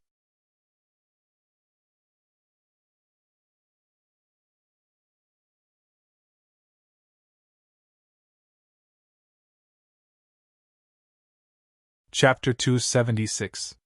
In a luxurious residence on the west side of Asen's city god's palace, the Empire's crown prince, Charles, was currently pressing a voluptuous, beautiful woman onto the table. He was vigorously rocking her from behind. The beautiful woman's shining white buttocks were swaying, enjoying Charles's thrusts like a bitch. After a while, Charles's two legs trembled as he let out a loud cry. His entire body softened like cotton, directly lying on the beautiful woman's body as he moaned, "Darling, you're really charming! Your Highness the First Prince, please help me with my younger brother's matter." The beautiful woman didn't move as she lay there, allowing Charles to continue groping her body as she spoke in an affectionate and soft voice. "Don't worry, the entire empire will be mine in the future. These small matters naturally aren't a problem." Charles laughed lewdly as he took out a pill from his space ring, planning to swallow it and fight again. At this moment, a strange voice suddenly reverberated in the room. Charles's expression changed as he immediately withdrew the pill and quickly pulled up his pants, hurriedly saying, I have serious matters to attend to. Quickly leave.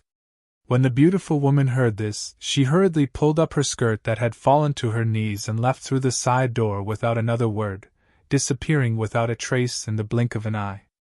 After the strange voice faded, the extremely tall and skinny Grand Duke Ashburn directly barged in. Looking at Charles, Ashburn unhappily said, "You actually still have the mood to be licentious at this time." "I'm sorry, uncle. How's the situation?" Charles appeared very humble in front of Ashburn. He lowered his head and honestly admitted his mistake as he asked Ashburn in reply. "We failed. One of the assassins sent by Shadow Ghost was captured alive while the rest were all killed," Ashburn said in a deep voice with a gloomy face. "How could this be? We investigated very clearly beforehand. Even if those assassins couldn't kill him, they shouldn't have ended up in such a sorry state." Charles was startled, not understanding how Lawrence did it. Ashburn's mood wasn't good either. Shadow Ghost had suffered disastrous losses and one of their assassins had been captured alive. He was also very worried as he gloomily said, "An accident occurred this time. That Brian who caused a ruckus previously seemed to have played an important role. Otherwise, the situation definitely wouldn't be this bad." "The boyfriend of the owner of the Buzzed Merchant Guild, Phoebe? How is that possible? He's just an advanced magician. What can he do with his strength?" Charles found it hard to believe. He had seen Han Shuo in the Northern Rose Garden and felt that Han Shuo's strength was nothing to be afraid of. "This person isn't simple. After Aubrey returned from the Buzzed Merchant Guild, his body went cold and hot for a few days and he fell seriously ill."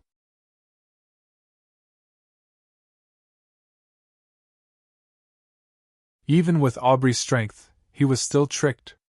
This shows that he definitely isn't that easy to deal with. This time, he came out to stir up trouble again. "It seems like we should get rid of him first so that he doesn't get in the way." Duke Ashburn paced back and forth as he thought for a moment before speaking coldly. "I'll listen to Uncle's orders." To Charles, this uncle of his was an important support. Ashburn, who held great authority, was extremely important to his throne. In addition to their familial relationship, Charles didn't dare to disobey Ashburn's words. Nodding his head, Ashburn said, "Phoebe's master, Sacred Sword Master of Cross Corel Ascot, came looking for me a while ago. That old fellow has yet to express whether he supports Lawrence or not. It's not advisable to become enemies with him at the moment. That old fellow is rather clear about some of the experts in my hands. Because this Brian has a close relationship with Phoebe, I can't let my people take action. Shadow Ghost has suffered disastrous losses this time. I'm afraid that they won't be able to mobilize experts in a short period of time. Only you can kill him." "No problem. A while ago, Great Sword Master Leah Kane of the Brute Merchant Alliance offended the lightning sacred Magus Reynold Dyla of the Brute Merchant Alliance. He couldn't stay in the Brute Merchant Alliance any longer and fled to our empire. It just so happens that he's relying on me. He'll arrive in 2 days. Currently, no one knows about this matter. If he takes action, this matter will definitely be settled." "That madman?" Ashburn was startled. He then nodded his head and laughed sinisterly. "Then I'm relieved. ****** In the dead of night, in the room of the Master of the Buzzed Merchant Alliance, Phoebe. The sound of water splashing could be heard from the depths. Phoebe's cheerful voice was clear and melodious. Hee, is it comfortable?" In a spacious bath, steam pervaded the entire room.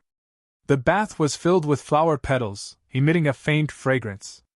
Han Shuo was wearing shorts as he lay on the edge of the bath. Phoebe had a light muslin wrapped around her entire body. She sat sideways beside Han Shuo and was currently massaging Han Shuo's muscles. Han Shuo squinted his eyes as he lazily lay there. He said disappointedly, "It's comfortable, but it's different from what I imagined. I thought you wanted me to come in with you to do something else with me." "Humph, I knew you would let your imagination run wild. Massaging you like this is already good enough. I've never massaged anyone's back or waist before. You should be content." Phoebe's hair was coiled up high. A few strands of messy hair naughtily landed on her fragrant shoulders. The muslin was unable to block the spring scenery, and her fair jade-like skin revealed a natural rosy glow. Before coming here, Han Sho had already vented on Emily's body. However, it was still unbearably swollen.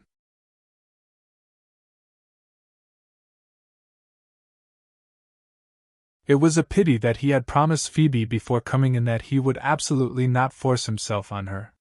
Therefore, although it was a little uncomfortable, he could only grit his teeth and endure, afraid that Phoebe would really become angry. "Brian, what exactly is that pill you gave me? How could it be so miraculous?" Bai Xiaoqun asked. "If we can mass-produce it, our Buzz Merchant Alliance will definitely be able to make a huge profit. No woman will be able to resist the temptation of such a pill. I'm afraid that anyone would buy it at a sky-high price." Like a little wife, Phoebe spoke softly as she massaged Han Sho's shoulders, inquiring with a very businesslike mind. "Forget it, the materials used for one pill are too precious. In addition, it not only has the effect of retaining one's youth, but it can also allow you to be reborn. Whether it's your body or your spirit, all of them will be greatly improved. I spent a lot of time and collected heavenly treasures from the depths of the dark forest. It wasn't easy to refine this pill. Do you think it's that easy to obtain?" Han Sho explained with a wry smile. Whether it was Fanny or Phoebe, they were both constantly thinking about the rebirth pill. Han Sho had given them the rebirth pill mainly for the sake of their strength. It was a pity that these women only cared about eternal youth and didn't have much of a reaction towards increasing their strength. "If that's the case, then there's no other way," Phoebe said with disappointment, and then chuckled lightly. "That's fine too. Then no one will be able to have skin as good as mine in the future, hee hee." Han Sho's heart skipped a beat when he heard Phoebe's words. He thought to himself that if Phoebe were to touch Emily and Fanny, would the three women detect anything from their delicate skin? Wouldn't he be trapped in a cocoon of his own making then? Shaking his head, Han Sho didn't want to think about this headache. He turned to the side and pulled Phoebe into his arms. Phoebe's wet body was incomparably smooth. The gauze was so thin that it was almost as if it were nothing. As soon as Han Sho held Phoebe in his arms, his heart began to run wild. "It's just a kiss," Phoebe said with a chuckle and moved her fragrant lips to Han Sho. But when their tongues tangled, Han Sho couldn't suppress it anymore. But when he thought of what he had promised Phoebe before he came in, he felt a little embarrassed. Suddenly, an idea came to Han Sho's mind. He thought of some of Chu Kanglin's demonic secret methods and secretly had an idea. When Han Sho was kissing Phoebe's cherry lips, his big hands groped some sensitive parts of Phoebe. He tried to use some demonic flirting methods to see if they were really so magical. "Oh!" A moan that sounded like crying came out of Phoebe's mouth. The temperature of Phoebe's delicate body kept rising. Her delicate skin was flushed, and her breathing gradually became heavier.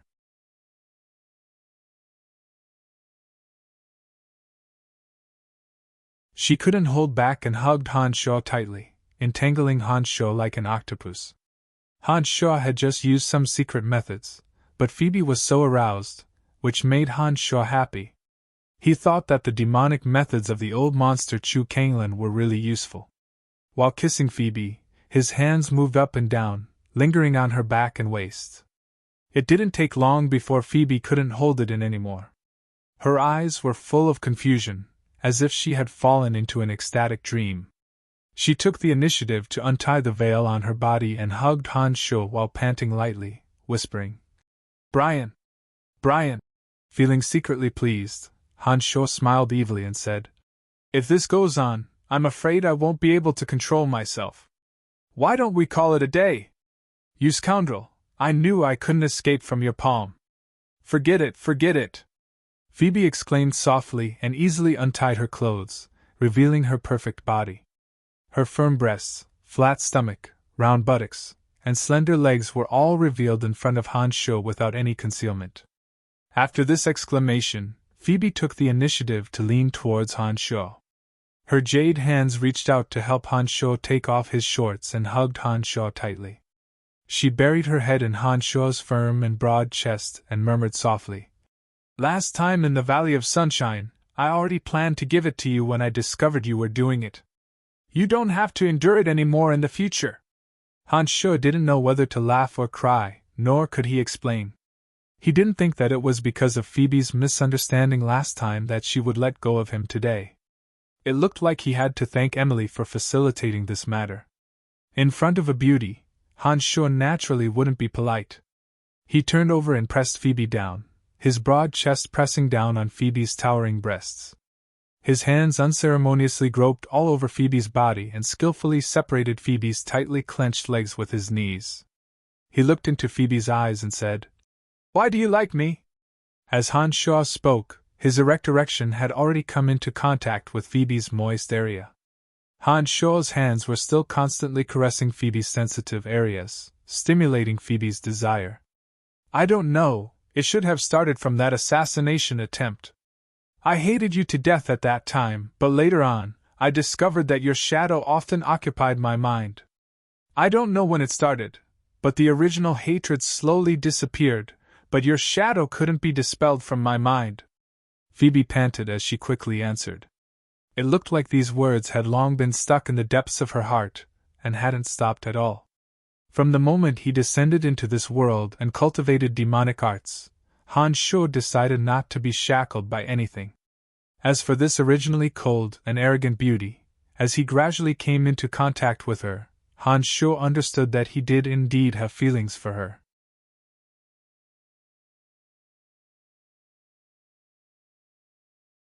Although it wasn't as infatuated as it was with Fanny, he really felt that he couldn't leave her. After Phoebe said this, Han Sho closed his eyes and fell silent for a while. His hands unconsciously continued to release demonic art's secret flirting skills. He didn't know how stimulating these secret flirting skills were. In addition, Phoebe was secretly in love with him. Before he took action, he heard Phoebe's loud cry. The next moment, Han Sho felt that his lower body was wrapped by a warm and moist wonderful place. After a long time, Han Sho sat lazily in the bath, and Phoebe sat on Han Sho's thick thighs like a kitten. Her hands were wrapped around Han Sho's neck, and her head was buried in Han Sho's chest, looking lazy and powerless. "Does it hurt?" Just now, Phoebe's performance could only be described as crazy. Feeling that it was Phoebe's first time, Han Sho couldn't help but ask. I don't know. I felt like I had gone crazy. I didn't feel any pain at all. When I woke up, I was already like this." Phoebe was extremely bashful and said in a low voice like a mosquito. As soon as these words came out, Han Sho was taken aback. He secretly thought that demonic art's secret flirting skills were really overbearing. Even a woman with a firm mind like Phoebe couldn't bear it, and fell into a state of madness. If ordinary women were to be played like this, wouldn't they all lose their rationality and beg to be ravaged like a slut? "I'm very sleepy and tired. I'll rest for a while first." Phoebe was indeed tired. She had taken the initiative in the previous pleasure, and crazily asked for Han Sho's grace. In addition, it was her first time, so it was inevitable that she would feel extremely tired. "Well, you rest first." Han Sho slowly picked up Phoebe and temporarily placed her on the warm edge of the bath. He sat cross-legged in the bath and ran the demonic arts.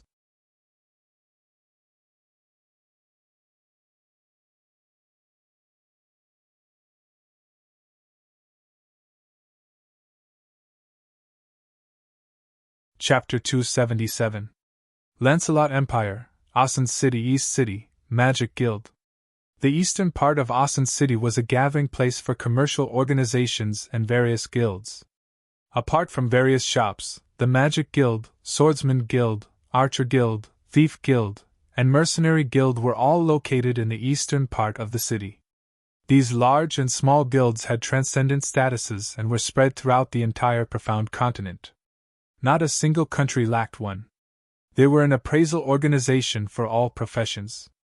Any mage or swordsman, as long as they passed the guild's test and appraisal, could obtain the corresponding rank and be recognized by any country in the entire profound continent.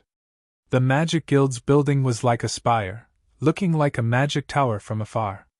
Unlike the Swordsman Guild and the Mercenary Guild, the Magic Guild appeared deserted, with very few people entering. Mages were the most mysterious group of people on the profound continent. Their numbers naturally couldn't compare to the vast number of swordsmen and knights. Therefore, the number of mages that came to the Magic Guild to take the appraisal test was much smaller. Phoebe was too tired and had yet to wake up. After Han Sho carried her to the bed and put her down, he went alone to the Magic Guild in the eastern part of the city at daybreak. Currently, Han Sho possessed the mental strength of a Grand Magus, but he was still just an Archmage. The necromancy magic that Clarendon grasped had been transferred to Han Sho through the occupation of his soul. Han Sho had grasped it after staying in the Cemetery of Death for a few days and practicing day and night. However, apart from the magic skills that Claude had grasped, the necromancy magic book that he had obtained from the Cemetery of Death also recorded the two magic spells, Plague and Soul Tremor. Plague was the same as corpse resurrection. It was the most notorious and terrifying large-scale destructive magic of necromancers for thousands of years. The reason why necromancers were so terrifying was because of the plague magic. Plague was purely a type of destructive magic. This magic didn't have a large area of effect, but what was frightening was its ability to spread quickly. As long as one person in a village or town was infected with the plague magic, unless that person was immediately burned and buried, the plague magic would follow them wherever they went. More and more people would be infected, their bodies rotting and dying. As long as a village, town, or even an empire didn't have a quick response strategy, it was very likely to become a hellish place. If it was used in conjunction with corpse resurrection magic, an Archmage-level necromancy magic could resurrect all those who had died from the plague, creating a terrifying zombie army out of thin air. Han Sho didn't plan on practicing the plague magic for the time being.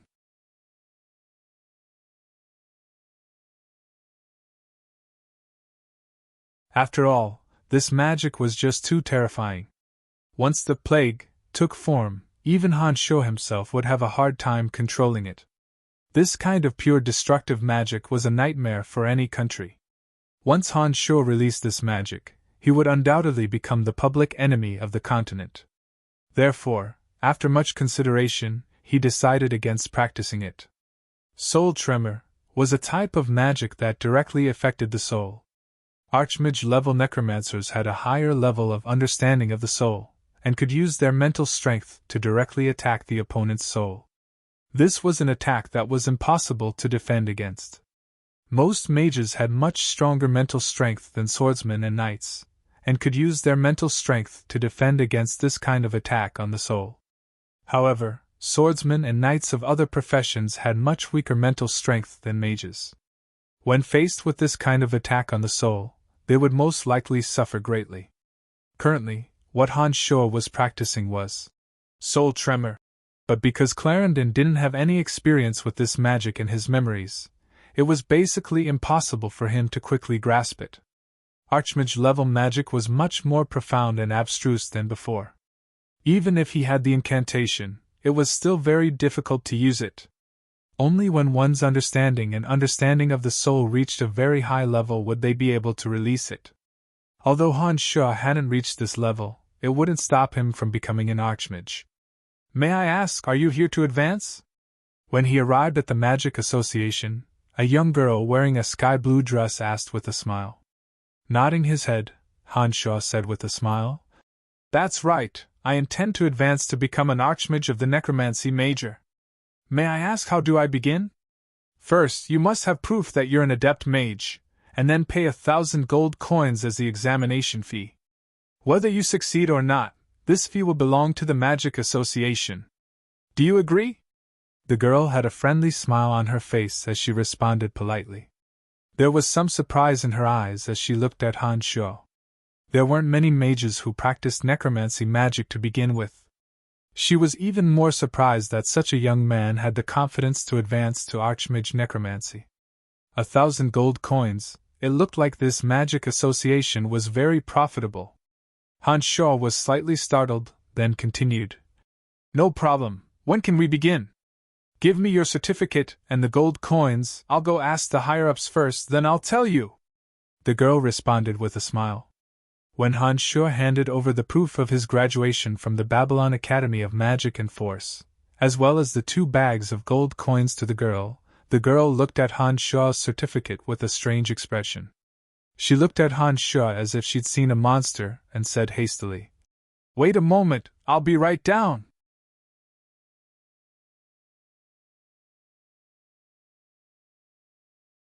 As soon as she finished speaking, the girl lifted her long skirt and ran towards the top of the magic tower. Her expression was extremely strange, causing Han Shuo to be a bit surprised. The entire Magic Association had a total of 5 floors, and each floor had a large-scale boundary that was brimming with dense magical elements. Although Han Shuo was a bit suspicious of the girl's behavior, he didn't release the Yin demons to spy on her because of the existence of the magical boundary.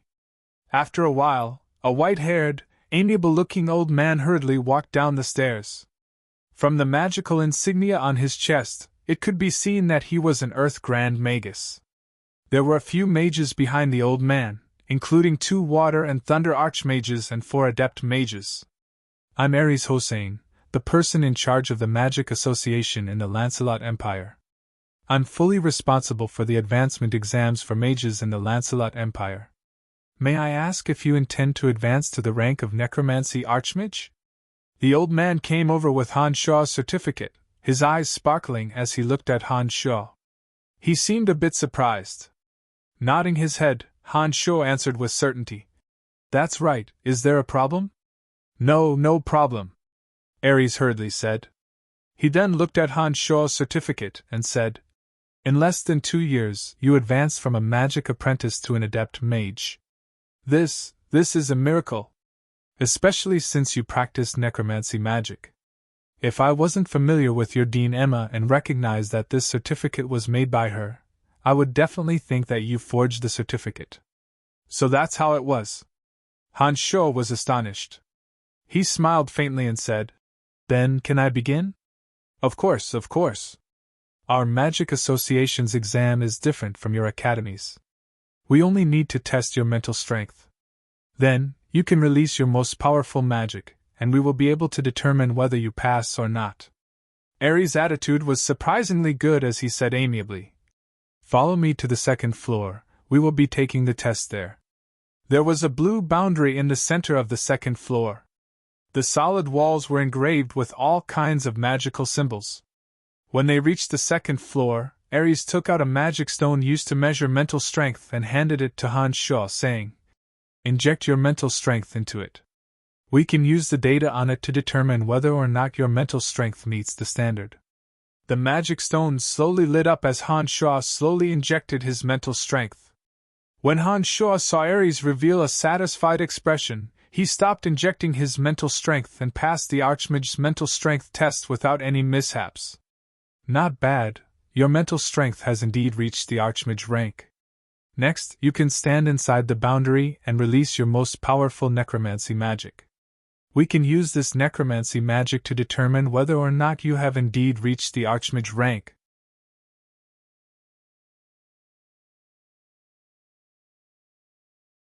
Ares' attitude towards Han Shuo was even more friendly as he kindly pointed at the boundary. With the extent of Han Shuo's brain development, the speed at which his mental strength condensed and released was more than 10 times that of ordinary mages. Last time at the Babylon Academy of Magic and Force, Han Shuo already understood that when other people took the mental strength test, the magic stone would light up little by little. However, because Han Shuo's brain was different from ordinary people, the speed at which his mental strength condensed was extremely fast. The magic stone lit up to its brightest in almost an instant. This time, during the test of the magic stone, Han Shuo deliberately slowed down his mental strength bit by bit. He also didn't completely release the mental strength of a Grand Magus in order to avoid unnecessary trouble. He still passed without any mishaps. "There's no need to stand inside the boundary. Our necromancy major doesn't need to go through so much trouble." Han Shuo smiled faintly and chanted a necromancy incantation. An extremely valiant evil knight clad in pitch-black armor appeared out of thin air. It rode a warhorse with 2 fire-breathing eyes and carried an enormous bone spear. Evil knights could only be summoned by necromancers of the Archmage rank. This was a publicly acknowledged fact in the Necromancy Major. When Han Shuo's evil knight appeared, it basically proved his Archmage rank. This was more convincing than the powerful magic of other majors. Heavens, from a magic apprentice to an Archmage in less than 2 years. That's too unbelievable. Oh right, why would Dean Emma be willing to let you leave the Babylon Academy of Magic and Force? Their necromancy major shouldn't have a necromancer of the Archmage rank. She should be trying to keep you. When Ares saw the evil knight appear, he knew that there was nothing more to say. Han Shuo did indeed possess the strength of an Archmage necromancer. You're tuning in to the Phoenix Knights YouTube channel. Don't forget to subscribe and join us on this journey to catch the most captivating stories.